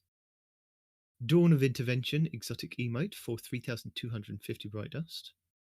Scary Feet, which we deduced a couple of weeks back was the Monsters Inc. one with Sully for 700 bright dust. And Fantastic Shell, so this is the wooden car shell for your ghost, exotic ghost shell for 2,850 bright dust. We have the Dig Site, which is the exotic sparrow for 2,500 bright dust. We have the Braytech M6, which is your weapon ornament for the Forerunner sidearm for 1,250 bright dust. We have a projection Memory of Bruce projection for 1,500 bright dust. And then finally, we have some legendary gear, which is the new universal ornaments for the classes. So this is the first week that they're coming up. We have the chess pieces for the Hunter, the Titan, and the Warlock. The Hunter's is the Abyss Walker vest. So this is the one with the purple glowing knives across the chest for 1,200 bright dust. Yep. The Desolate Diver plate for the Titans. And I think that's got the glowing... It's got something glowing on the back. But because it's not a 3D model, I can't rotate it around again. Well, the Hunter one also has... Probably a shield or something. If you don't notice... That was it. They said it was a shield, didn't they? Yeah, the Hunter also has the on their back. Nobody cares. 1,200 bright dust. And the Elect of the Empty Robes for the Warlocks. Again, It's got glowing stuff on it. Not entirely sure, but it's probably going to be something warlocky, like a book. Maybe it's got a book attached to the back, a little backpack with the books hanging out the back, like they were going to school. Love it. Perfect. Yeah. And I wish I could go over our lost sectors, but I can't because we still haven't had a full rotation in the 2 weeks that we have kind of got so far. So we've had 3 of the Throne World lost sectors come up this past week. I think the last one was yesterday's reset with the legs. So today's reset will be arms, Sundays will be chests, Monday's reset will be helmets, Tuesdays will be legs, Wednesdays will be arms, Thursdays will be chests, Fridays will be helmets, Saturday next week will be legs, Sunday will be arms, and back around to the reset on Monday will be chests. And again, we don't know which lost sectors are coming up. They listed, I mean, we've got Cosmodrome in there, Dreamy City, Moon, and the Throne World. So potentially this week we could see the EDZ ones come up. But again, until we kind of see the first one and then it goes back around to the Cosmodrome again, we won't know a full rotation. So yeah, until that, then good luck. I do have some tips, tricks, guides, and builds for you. Yay. If you're interested. And what I've done in our show notes is I've split them into different sections. So we have some tips, tricks, guides, and builds. Then we have some Throne World guides, which I'm going to try and keep those each week so that if there's anything kind of Throne World-esque that people need to know, so like guides for the raid and things, I'll keep those for the whole season and see where we go from there. And I checked with this first video. This is definitely 100% not Deacon approved, even though it's a Fallout video. And I described it all to her. I went through it and I said, look, he's broken each weapon down and he's given you short time frames for each weapon. She still said no, she doesn't approve. No, so it's all about total runtime. Do you actually bring this up to her? You don't actually do that, do you? I did. No. Yeah. What do you mean no? I don't make this stuff up. You don't go to her with every one of these videos and say, hey, do you approve of this? Not every single one, but the majority of we have a conversation about it. His entire life is Destiny. Of course, this is conversation at his house. I'm trying to combine. Yeah, but she doesn't even have to hear the word Destiny. As soon as she ascertains that the topic is Destiny related, she leaves. Well, no, she couldn't leave. She had a laptop on her lap and she was doing her work. So it would have trapped taken much effort to get up. Yeah. I cornered her. She may asked her questions. But getting back to the videos. You leave. I'm trying to work. Yeah. And the demon's desperately trying to tell us what he's learned. Yes. So Fallout Plays has got a breakdown of every new Witch Queen weapon and where to get it. And as I said, he's broken it down in little, time segments so that you can actually click on the ones that you're interested in getting, because some of them you may not be interested in getting at this point, and some you may be really excited about. So Fallout's got a really good video. Chadley has got an Ostrastriga crafting mistakes video. So this is one that you just watch just to kind of be informed when you are going to craft your Ostrastriga, because there are a few kind of kinks I think Bungie are going to have to work out before you kind of craft it, and because it's charging you again, I think they did mention that in the patch notes, it's charging you again for the masterwork on it, the catalyst. Sorry. Oh, for those that don't know, sorry, this is important. For those that don't know, that the material used to masterwork what he's talking about, you get one, and then you can buy one. And when I say buy one, it is account bound. You can buy one of those things per week, per account. So as of right now, I've been trying to farm one in that event that they were talking about with the really low drop rate. Spring. I haven't found a single one yet, so I'm stuck at 2. So I can't even get the masterwork on my Ostrastriga yet because I'm stuck at 2, and you can't even buy anymore. You can buy one per account per week. That's it. Or if you spent both of them on your glaive and upgraded your glaive, then you've got none. Like no, me. I still have 2. But yeah, so or I have 3 of Ascendant Alloys, and I've spent none of them on anything.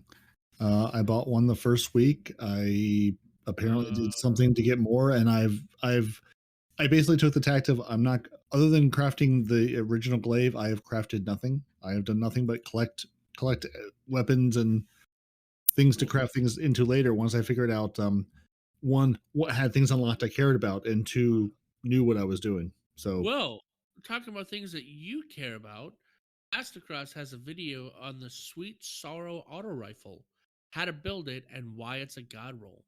That's right up your alley there, bud. I should dump the 4 I have and just go build one. I don't know. Check to see if your 4 matches build. And you will drop that into the show notes, so I can put that in. Sure. Which is a conversation we should have one of these weeks when we're not going 6 hours about what does the game mean if we have both random rolls and crafted rolls. Oh, yeah. The crafted just gives you better random rolls. You get enhanced random rolls. They're not random if I can build them. Yeah, but okay. No. Never get that roll. No, that's not talking about. Not today. I'm sorry, I shouldn't even have mentioned it. Cheese Forever has the Warlock Infinite Orb Generation glitch. He also has killing immune bosses with the Child of Old Gods, if you're interested in that. Oh, that's easy. And 2 legendary exotics. So that's going over the bow and the submachine gun, if you're interested in seeing why they've been disabled. Cool Guy has 2 videos this week, which I've selected for you. The Katana, which is the hand cannon. He's got a review on that and why it's in, I think he said it was in the top 3 hand cannons to look out for. That it could kind of rival the palindrome. So if you're a hand cannon user, check that one out. And the must-have pulse rifle, the Peace of Mind. So this is from the PsyOps Battlegrounds. And again, I kind of agree with him. It is a fantastic pulse rifle, so check that video out. If you are interested in knowing why people are comparing the funnel web to the Recluse, Eror has a DPS kind of video going over why it's comparable to the old Recluse. And kind of, sorry? It's really good. It's really good, but like, but you'd be surprised with the video. Yeah, but the thing is people keep bringing up the Recluse because everybody knows the name. But in terms of it's better than the Recluse, they're talking about like its stats, like its range, its stability, things like that, and its damage, right? But because you got to care about nobody Recluse has the perk where any weapon kill makes the Recluse stronger, you know, and that's the reason why the Recluse is, if you got a kill with any weapon and you pull out that Recluse has a damage buff. Bam. Right? Yeah. So that aggravates me when people say it's better than Recluse. Really? Does it have that perk? Then it's not better. You know? In Eror's video, he doesn't say it's better. He compares it and he goes over why you may still want to use your Recluse in certain situations. Fair enough. There you go. Fair enough. TDT has the Void PvP counter builds. So already, if you are upset with Void 3.0 in the Crucible, they have 3 builds for a Titan, a Warlock, and a Hunter going into Crucible and just messing with the opposition. So check that out. That's a really good, funny video. Paticates Gaming has the best PvE Hunter build for the Witch Queen. Now, this is the one I think you were talking about at the beginning of the show, Respawn, with the glaive, meleeing somebody with glaive going visible, and yeah. I got it's kind of that build and the same build. Yeah. So it goes over what fragments and aspects you should be rocking with mods and the glaive. Fantastic build. Also, I'm going to relink the Brave X Hero channel and the Plunder the Booty channel because they've been again doing some fantastic builds forever that I think people should look at and check out. But as I said, we've got Throne World guides. So if you are interested in doing the Vox Obscura mission, so this is to get the new, I think it's the grenade launcher. I can't remember the name of it. The worm one? No, it's the Waveframe, the Dead Messenger. Is it the Dead Messenger? That's it. It's the Waveframe Dead Messenger. So if you want a quick guide on that, Redrix has a guide for you for that. Okay. Esoteric has all 10 locations of the Dark Rifts. I believe that is just one complete triumph. There's not 10 rifts each week, so it's just 10 rifts. But you do need the worm grenade launcher for that one. Cheese Forever's final boss, Legendary Cheese, if you need help with that. We have 360 Game TV's Lucent Moss Week 1 and Week 2. And any help that you need with the Witch Queen symbols. So if you've been going and doing the missions for the Witch Queen, which you have to go into the lost sectors and line up the symbols. Some people are having issues. I did have a bit of an issue. This week, one of the milestones or the markers on the map was outside the lost sector, up in the air, and it's just hovering there. Just ignore it. Just ignore it and go in the lost sector that's next to it. Yeah, and you'll find you'll find the deep site underneath. But then it takes a lot of wiggling around and standing and jumping to kind of like I was looking everywhere for one of those damn hidden site things, right? Yeah. And I was like, "What the?" It took me a good 5 minutes to kind of line it up. It was really being finicky. So yeah, if you need a guide on that, 360 Game TV's got you for that. Last week, Ibontis put out his final legendary mission, Mission 8. So we've got missions 1 to 8 of doing the solo legendary campaign. We have Divide giving you the Extraction Legendary Lost Sector Guide. PV Shifty giving you the Spalocha Legendary Lost Sector Guide. And Abiawa giving you the Metamorphosis Legendary Lost Sector Guide. And then plus Abiawa has the Miasma Executioner's Horde Guide, the Quagmire's Executioner's Horde Guide, and the Fluorescent Canals Executioner's Horde Guide. And I believe once you've kind of completed all of those Executioner's things, you get an exotic ghost shell, which is like a shrieker. So there you go. So just a couple of tips that I've picked up on from just playing the campaign this current week is that the campaign technically locks you out if you're playing through a second and third character. You have to have gone through and played, I'd say roughly up to mission 3 to unlock like most of the throne world. Possibilities that you may have to do a bit more because Finch is locked for his upgrades on his vendor page. So to unlock some of those things for each character, you will have to complete the campaign. You don't necessarily have to do it on Legend, but you can just play it through on normal.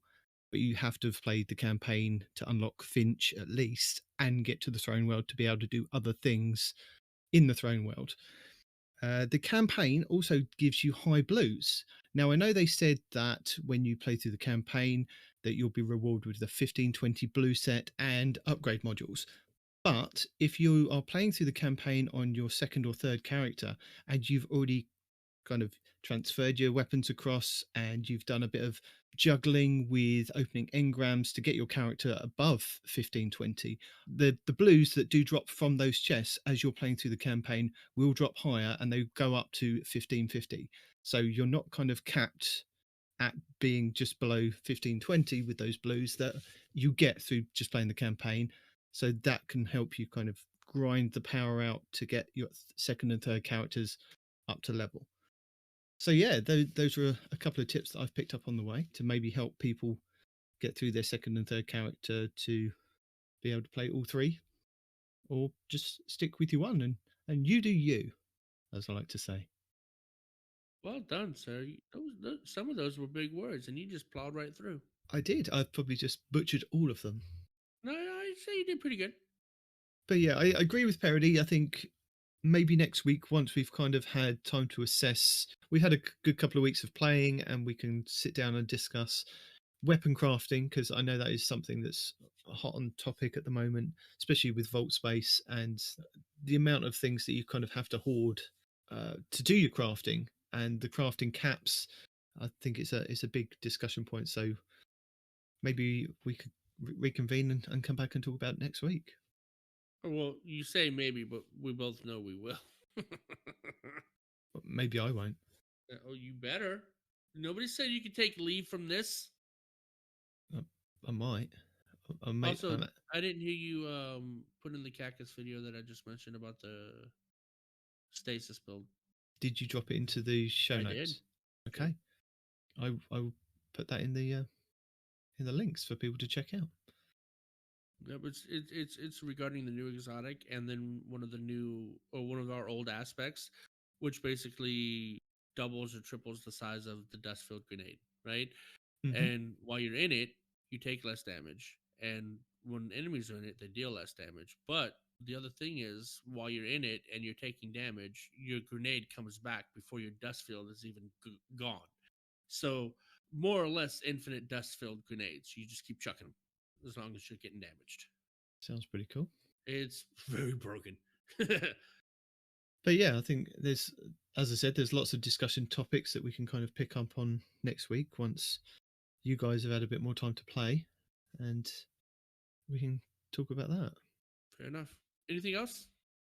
Well, there may be some lore at this point in time. So cross your fingers and pray to Savathun that we may get some lore, and if we do, it will be dropped in at this point.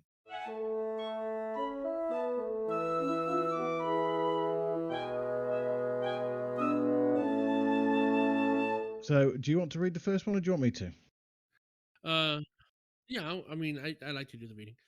I consider myself the literate of the group, and that's not saying much, or that's saying a lot. I can't really tell. Moving on. So again, we're on part 5, a sinister plot. Across the pit, 3 siblings watch from the shadows. Malkanth smiles. Hashladun and her siblings have taken their leave, their disgust evident. They too have found cause to doubt the logic. The politics of the self-appointed puppet masters will distract from the continuing ritual. But, in their dismissal, the high-seated neglect a simple, powerful fact. The Horde will not forsake tradition so easily. They are born of it, bred within the comfort of its certainty. The pampered elite have forgotten the power of belief. The sword logic is all to fool the masses. That truth will be the seed from which Malkanth grows her subversion. For even as the cowards above turn their back on the pit, a boon is granted to sinister Malkanth's grand aspirations. Her smile widens. Zulmak is our instrument of destruction. He is that which will shatter the logic.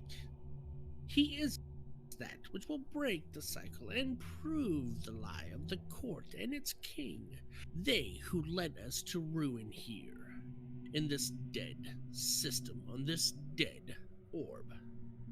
He is brave and fearsome. There exists a time when he will have been great, sure to join the pantheons upon which the future generations will build their legends. But for the swarm to see its future stretch beyond eternity, he will ever be a catalyst for all to come, and nothing more. Are you ready, sister? I am, ever and truly. Let my sacrifice carve our path. Let my unmaking be our salvation. And brother, to be reborn is a gift, one I cannot repay. In return, I offer only vengeance, dear sister, and for your sacrifice, a place in an infinite graveyard, built where stars once dared to shine. So this is basically finalizing their plan. We have the 3 sisters that are, well, the siblings, 2 sisters and a brother, annoyed completely at what they call the puppet masters, which they say are self-appointed, which they kind of are, because they are the family of Crota, his daughters, his sons, and they didn't earn their passage, not like Crota did. Do you understand what I mean? Yeah, Crota had used the sword logic and basically fight his way to the top. And because these are his Crota children, fought through time, basically. Yeah, and they've inherited their status from their father. Yeah, so they've got their plan now. They've all agreed on it, and this is almost ready to be put into motion. Now, is this the plan where 2 of them die and she does a ritual to bring them back? We will find out further on in the story. Okay, fair enough. Now we're on chapters. Do you have anything else to say about that? No. This is just literally linking the past discussions about the flaws in the sword logic, and the sword logic is for the masses to believe they can, through killing, grow in strength and progress up the ladder and potentially get to Crota's level.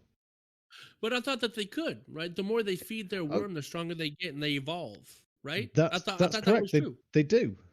But if you think about it, the actual chance of them doing it is infinitesimally small.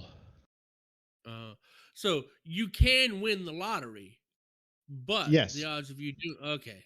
So yeah, in theory, it's not just propaganda. Yeah, eventually, if you did what you could do and you fed your worm, you too could be like Crota. The odds of you surviving that long, however, the odds of you getting those 6 numbers of survival, right, are small. Right. Oh goodness. Okay. Chapter 6, Bloodsport. Chapter 6, Bloodsport. The congregation has departed. Zulmak, impaled by a lesser blade, has failed. The congregation is foolhardy. Zulmak spins. Lodged in his flesh, the blade snaps. Its wielder now weaponless, but for an edgeless grip. Zulmak crushes the assailant with a single mighty blow, but the damage is done. The horde piles on, weighing him down, cutting, slicing. The would-be champion is swallowed by the mass. Across the pit, the attention of the combatants shifts. They turn on each other. There's no more champion. So a new champion must claim victory. The sword logic demands it. Beneath the mound of writhing bone and claw, those who rushed Zulmak poke and prod, killing all beneath their weight. Then movement and terrible scream.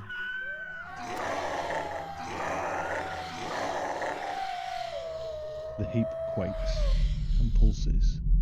Then a powerful thrust. Bodies fly and an angry shape stomps forth. Zulmak, impaled a dozen times, perhaps more, decorated in blade and hilt, roars.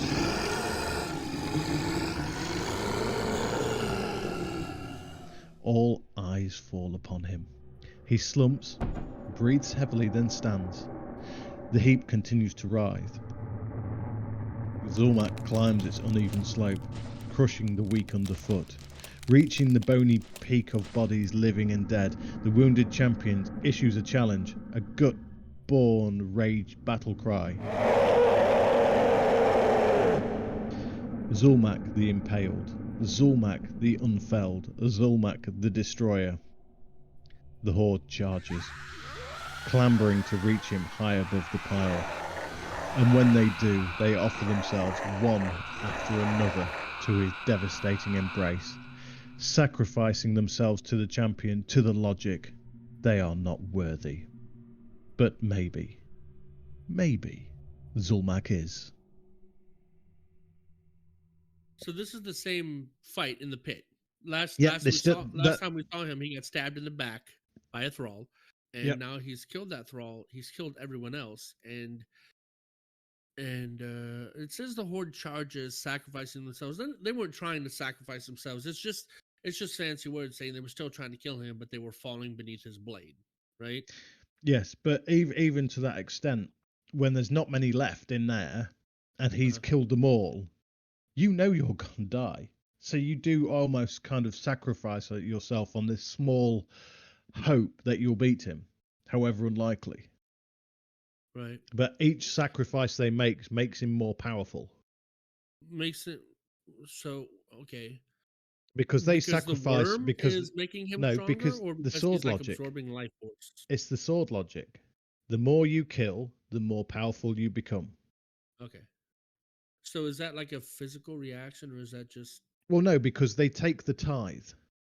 You take their power, you keep a portion for yourself, and then you pass the rest up the chain. The more portions of power you take, the more powerful and the more you can grow. So there is an actual absorption of some physical manifestation of energy. And this is why this whole pyramid scheme of tithing, that's how Oryx was able to explore the deep without killing, because he was still getting his blood tithe to feed his worm from all his underlings. I see. And how we weakened him by killing everything underneath him, including his son. All right. So now the people that have walked away from the pit because they thought Zulmak is now unworthy, him killing everybody, and he yelled at these people that were walking away. I think they'd already gone I've by been then. impaled, I've been unfailed, I am the destroyer, right? Yeah. Fair enough. But he's taken the high ground, and you know yourself, once you've got the high ground, it's very difficult to dislodge you. Oh, yeah. Oh, yeah. I know that. Anakin knows that. So does Obi-Wan. Pretty much. 7. The Severed and the Unmade. Akrazul's Lament. I am lesser of being and mind, sister. Your unmaking shall see me whole. My stolen limb, lost to the Lightborn in defense of our taken knight's futile reign, has made me a pariah. The dishonor of my family has cast upon us an unwavering shame that spreads like a disease, tainting not only my broken self, but you and my dearest Malkanth alike. I am plague. I am withering disregard. Yet here, in your selfless gift, I find new purpose. In your flesh and bone, I will find myself once again.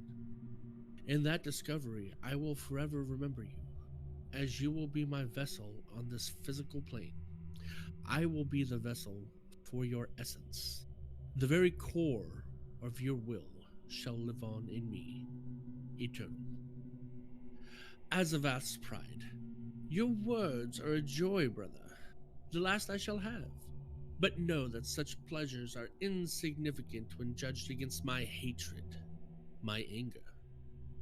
I choose my unmaking only because I know the power of your rage, tamed since your severing, but seething below the surface of your charcoal heart.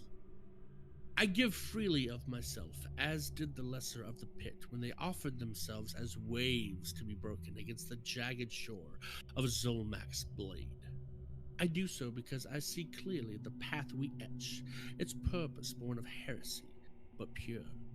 Like your rage, my sole regret is that I will not see your fury manifest, that I will not feel these hands inflict such punishment upon the unworthy, upon existence.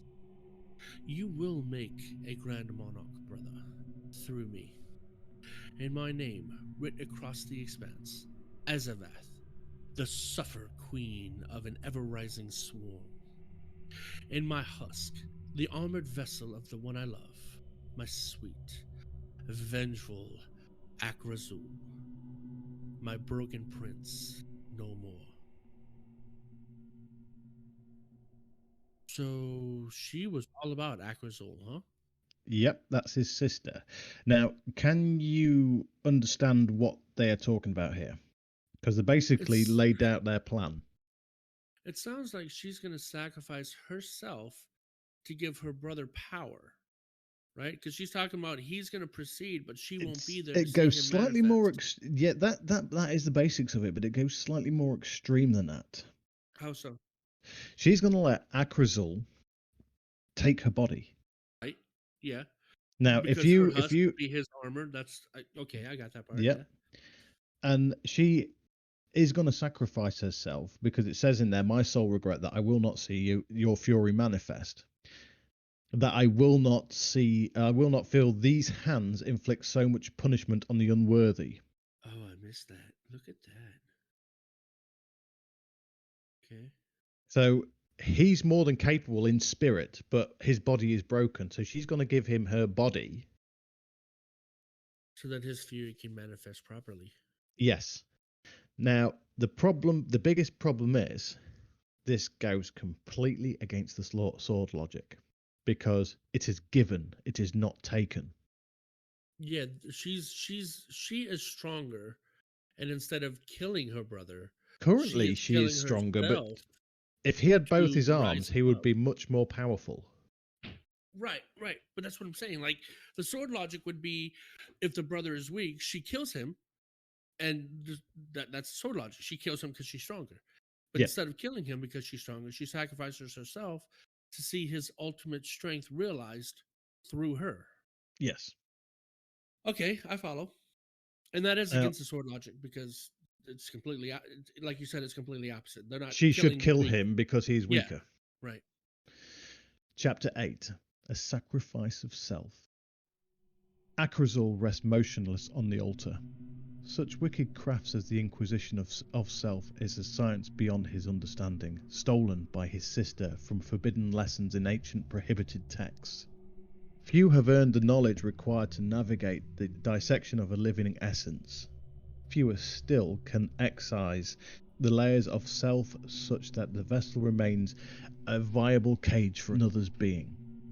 Melkanth the Deceiver has spent a lifetime educating herself in the ways of illicit knowledge, ever curious to explore the cracks between understandings, in the dark recesses of imagination where possibilities dwell.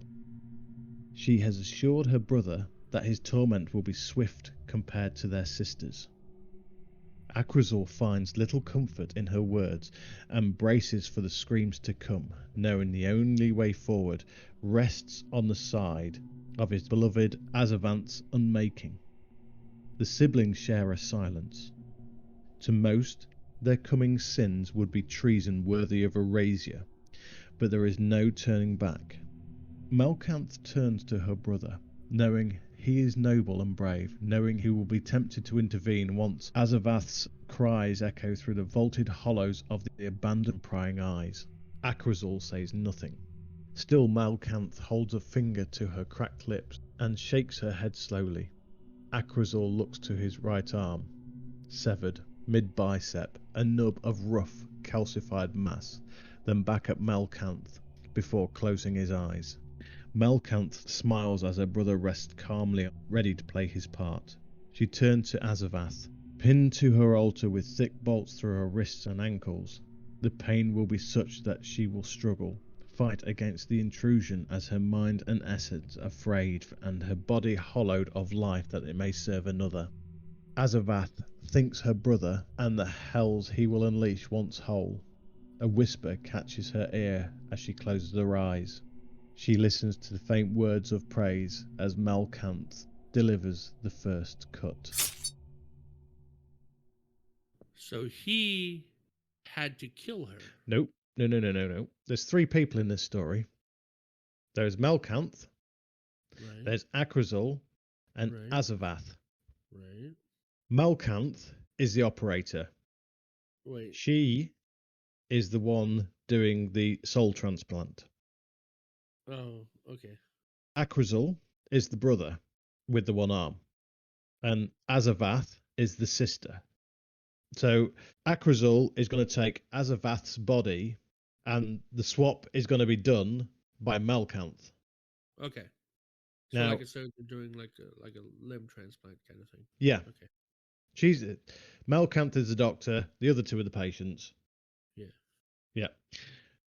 But So go back to this that is last pretty line. straightforward. Yeah, I was about to say this is pretty straightforward, but that she listens to faint words of praise. Now, what they're doing is considered heresy. Yes. So that sentence, faint words of praise, A, from whom, and B, why? Who is the biggest heretic that we know of? Savathun? Yes. She is the one that's going against all the sword logic in the whole of this. Right. From what we know already, this came out in Shadowkeep. Uh-huh. What did we find out in the interference missions? Oh, Jesus, dude, I don't know. It's too long for me. In the interference missions, she's trying to stop us with the help of Nokris talking to the darkness. So she's learned all about necromancy from Nokris. Okay.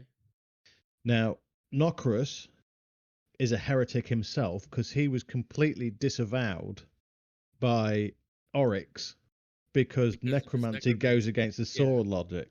Yeah. So he disowned him and and Nokris went to the worm himself. Yeah?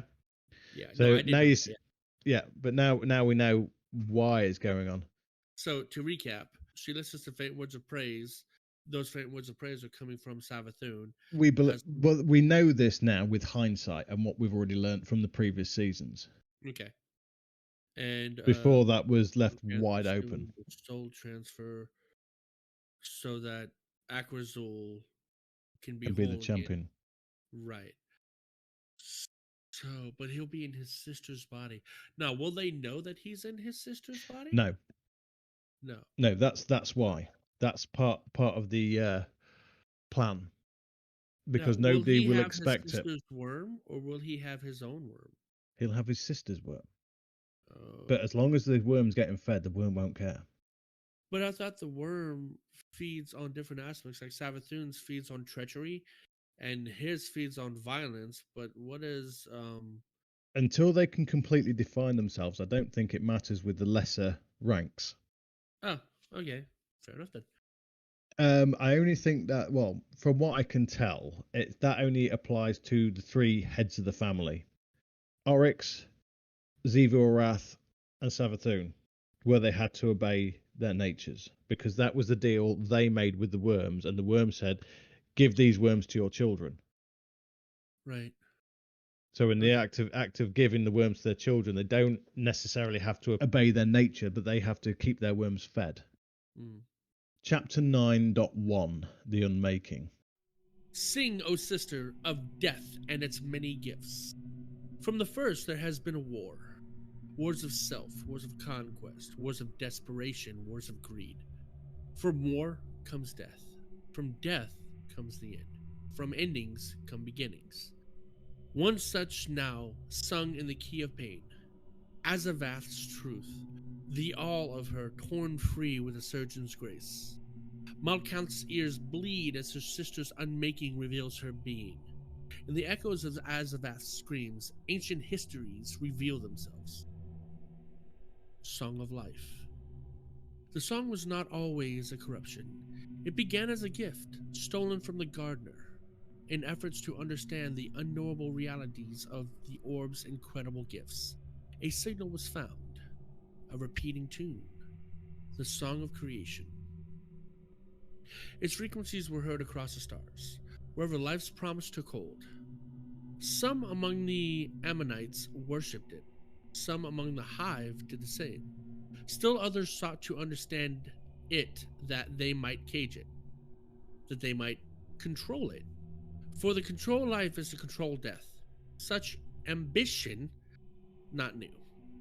Such ambition was old as understanding.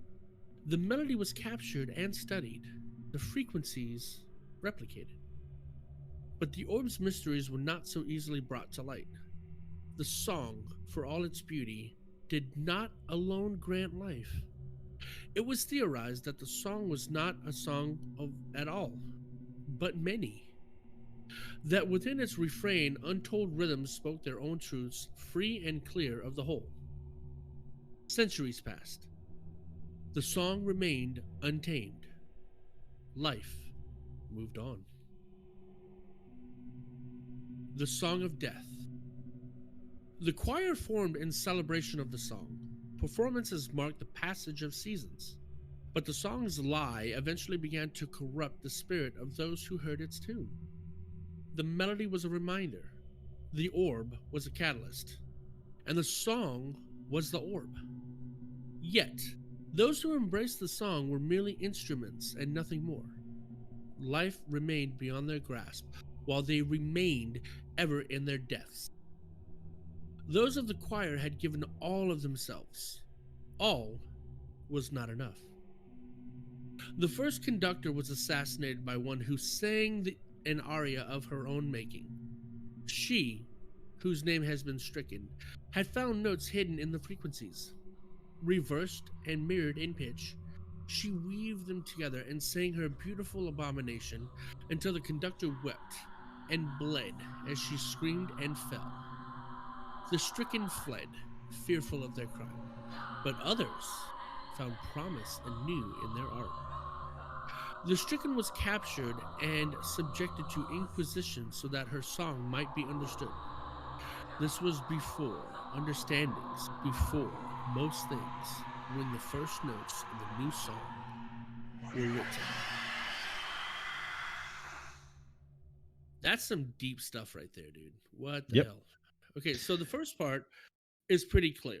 the part that gets me right here. The song was not always a corruption. It began as a gift stolen from the gardener.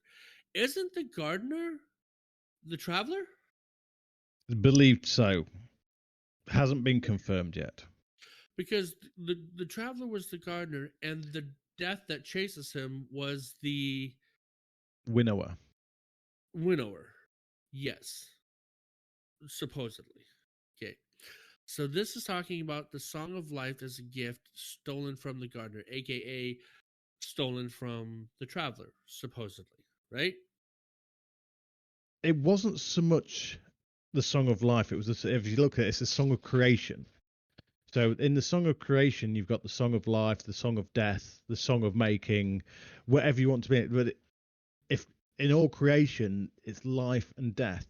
So in the Song of Death, in that choir, the Death Choir, yeah, they discovered effectively the Song of Death and became the Deathsingers. And that's the darkness. No, that's the Hive. That's the Hive. Okay. Remember the daughters of Oryx, Erinuk and her sister, the Deathsingers? And that's who Toland wanted to hear the Song of Death, and somehow he ascended by listening to it. I see. I thought Toland bounced out though. Like he ran away. No, he listened to it, and he became the Orb of Light. I could have sworn there was a chapter where Toland bounced out on his friends. That's why he had the nickname. He did. Like, well, he didn't bounce out on his friends. He went into the Hellmouth and into in the first fire team to take out Crota, and that's where he knew the Deathsingers were in there, and he wanted to listen to the Song of Death, and he basically took one of the Guardians with him. I can't remember which one it was, and they went and listened to the Song of Death and died. Oh, and apparently ascended. One of them well, did anyway. Well, yeah, he did. All right. So, what is this telling us? This is telling us that the Hive basically dissected the Song of Creation and took elements from it to create the Song of Death. Okay. Now, is the song here a metaphor, or is there actual? Is this an actual? Well, in the Books of Sorrow, one of the death choirs surrounded a world around the pole, or around the full axis of the world, sang the death song, and completely shattered the planet. That's how powerful this is. Right. And the full understanding of the choir has been lost. Right. Because there's never been another choir since this time. Because a Song of Death could just be weapons, and the choir no. be This an is armada wielding these weapons. So is this an actual song that is sung? This is an actual song. Oh. It is not a metaphor. That's why in that mission you have to kill Crota's daughters before they start singing. I see. No, not Crota's. Oryx's daughters, Crota's sisters, before they start singing. Because if they start singing, it's game over. I got Yes. You. Okay. So, okay. Wow, that's pretty deep. Chapter 9.2, The Unmaking. In these notes, beautiful oblivion. The war had raged for centuries, one of the many. Just another, as irrelevant as the next. The stories of the choir and their death song were thought to be nothing more than folklore, who, wholly untrue at best, vastly exaggerated at worst. They were demons who'd sought life's gift only to corrupt its beauty. The homeworld of a species no longer on record, erased from the world's grave, and thus from memory, as a punishment for their transgressions, had kept itself safely removed from the battles of being waged on the far side of the system. The location was safeguarded to protect the homeworld from the Hive's wrath. Its orbit was defended by an array of advanced offensive mechanics, cannons, mobile suits, mines, gravity slings, and more. They were protected. They were safe. They never noticed the small craft slip in through their defences. 20 in total, landing in sequence at set coordinates along the planet's equator. 4 trillion souls were about their days and nights as an unknown melody caught the breeze. It was beautiful, an ethereal gift, and at the end of all things the choir sang, only 20 strong. As their voices grew in volume, the people started to scream. The planet's crust shifted and cracked. The seas roiled and spilled out over the land. The core shook, the ground shattered, defences scrambled. It was too late.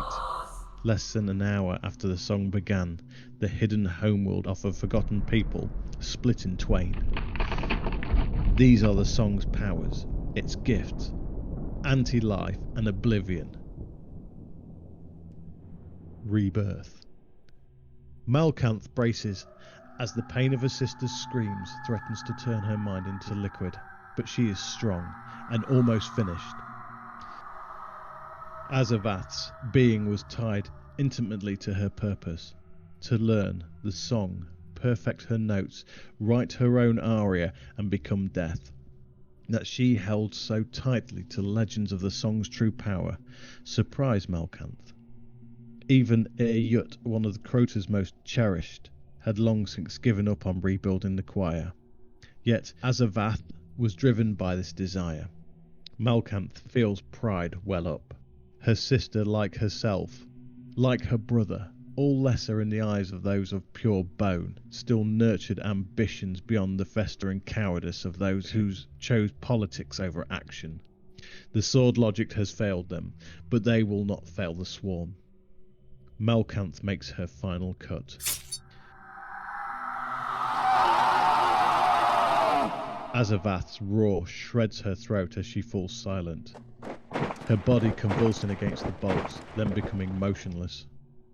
For an instant, Malkanth holds her sister's essence. She wishes to say farewell, but just as quickly the wisp that was her sister sparks and blinks out. Malkanth recoils. Akrazul jumps from his altar, lunging at Malkanth.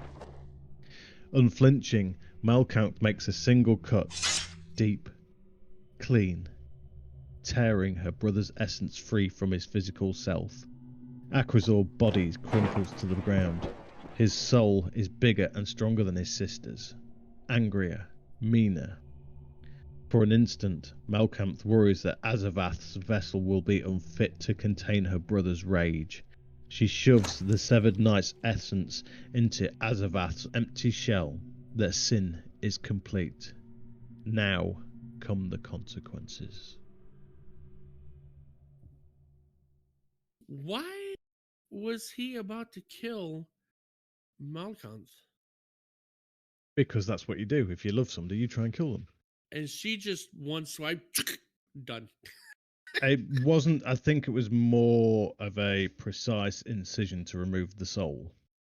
Right. But I mean, just as he's running at her, she just makes that cut. Yep. And takes the soul out. Just. Yep. But don't forget, she was completely unfazed by this. She's like, She was. But if you read back in the story here, she was expecting this. Yeah, I did see that. Yeah, because the way he was staring at her and whatnot. Yeah, but like, I honestly thought that I didn't know he was on his throne. I thought he was lying on a table next to his sister. No, they were both on altars. Altars. Okay, I see. Oh, Yes. jumps from his altar. Yeah. Okay. I don't know why I thought throne. This is my favorite line. These two lines. Unflinching, Malkanth makes a single cut. Deep, clean, tearing her brother's essence free from his physical self. Akrazul's body crumples to the ground. In my mind, it's some anime shit. He's not like, ah! He's just like, slice. Sidestep and precision cuts with it. Almost like samurai. Uh-huh. Excellent. Good spot to leave it on. At this point, you'd hear the not half-arsed lore. If you don't, you'll just hear Peroty say, "Thank you for joining us."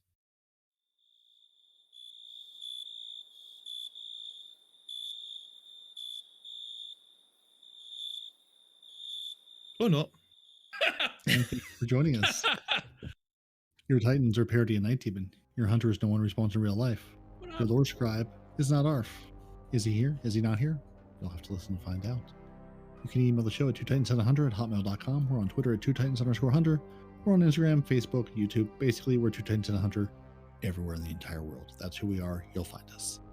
Find all your favorite Guardians on Xbox Live, Respawn on PC, and again, I should change that because we're everywhere. Or we're nowhere. Who knows where we are? Listen to the show on Apple Podcasts, Google Play, Spotify, and everywhere fine podcasts are sold. Watch the show on YouTube, and go enjoy the raid race. I will be watching people raid race and making fun of them in the chat because that's how you treat your friends.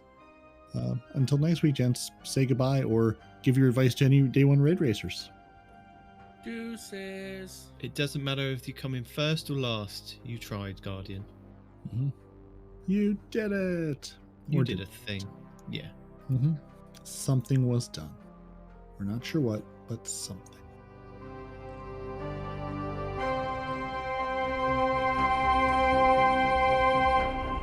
Two Titans and a Hunter, a Destiny 2 podcast.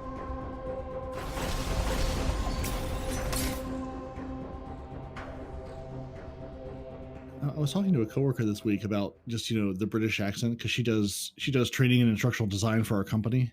And she's like, people keep saying I should do training. I'm like, you should. In this country, you have a British accent. That's basically you can write your own meal ticket. I was like, I have a friend I do a podcast with, and she was having the same problem. She was like, yeah, but I can't string two sentences together. I said, that's fine. You don't have to. That's the beauty of editing. You're editing. You're not doing this live. You're doing. I was like, if you're doing instructional design or training courses, you're reading a thing and it's being edited to make you sound incompetent with your silky smooth voice. That's the thing. I was like, I have a friend. He also has an amazing voice. Also, cannot string two sentences together.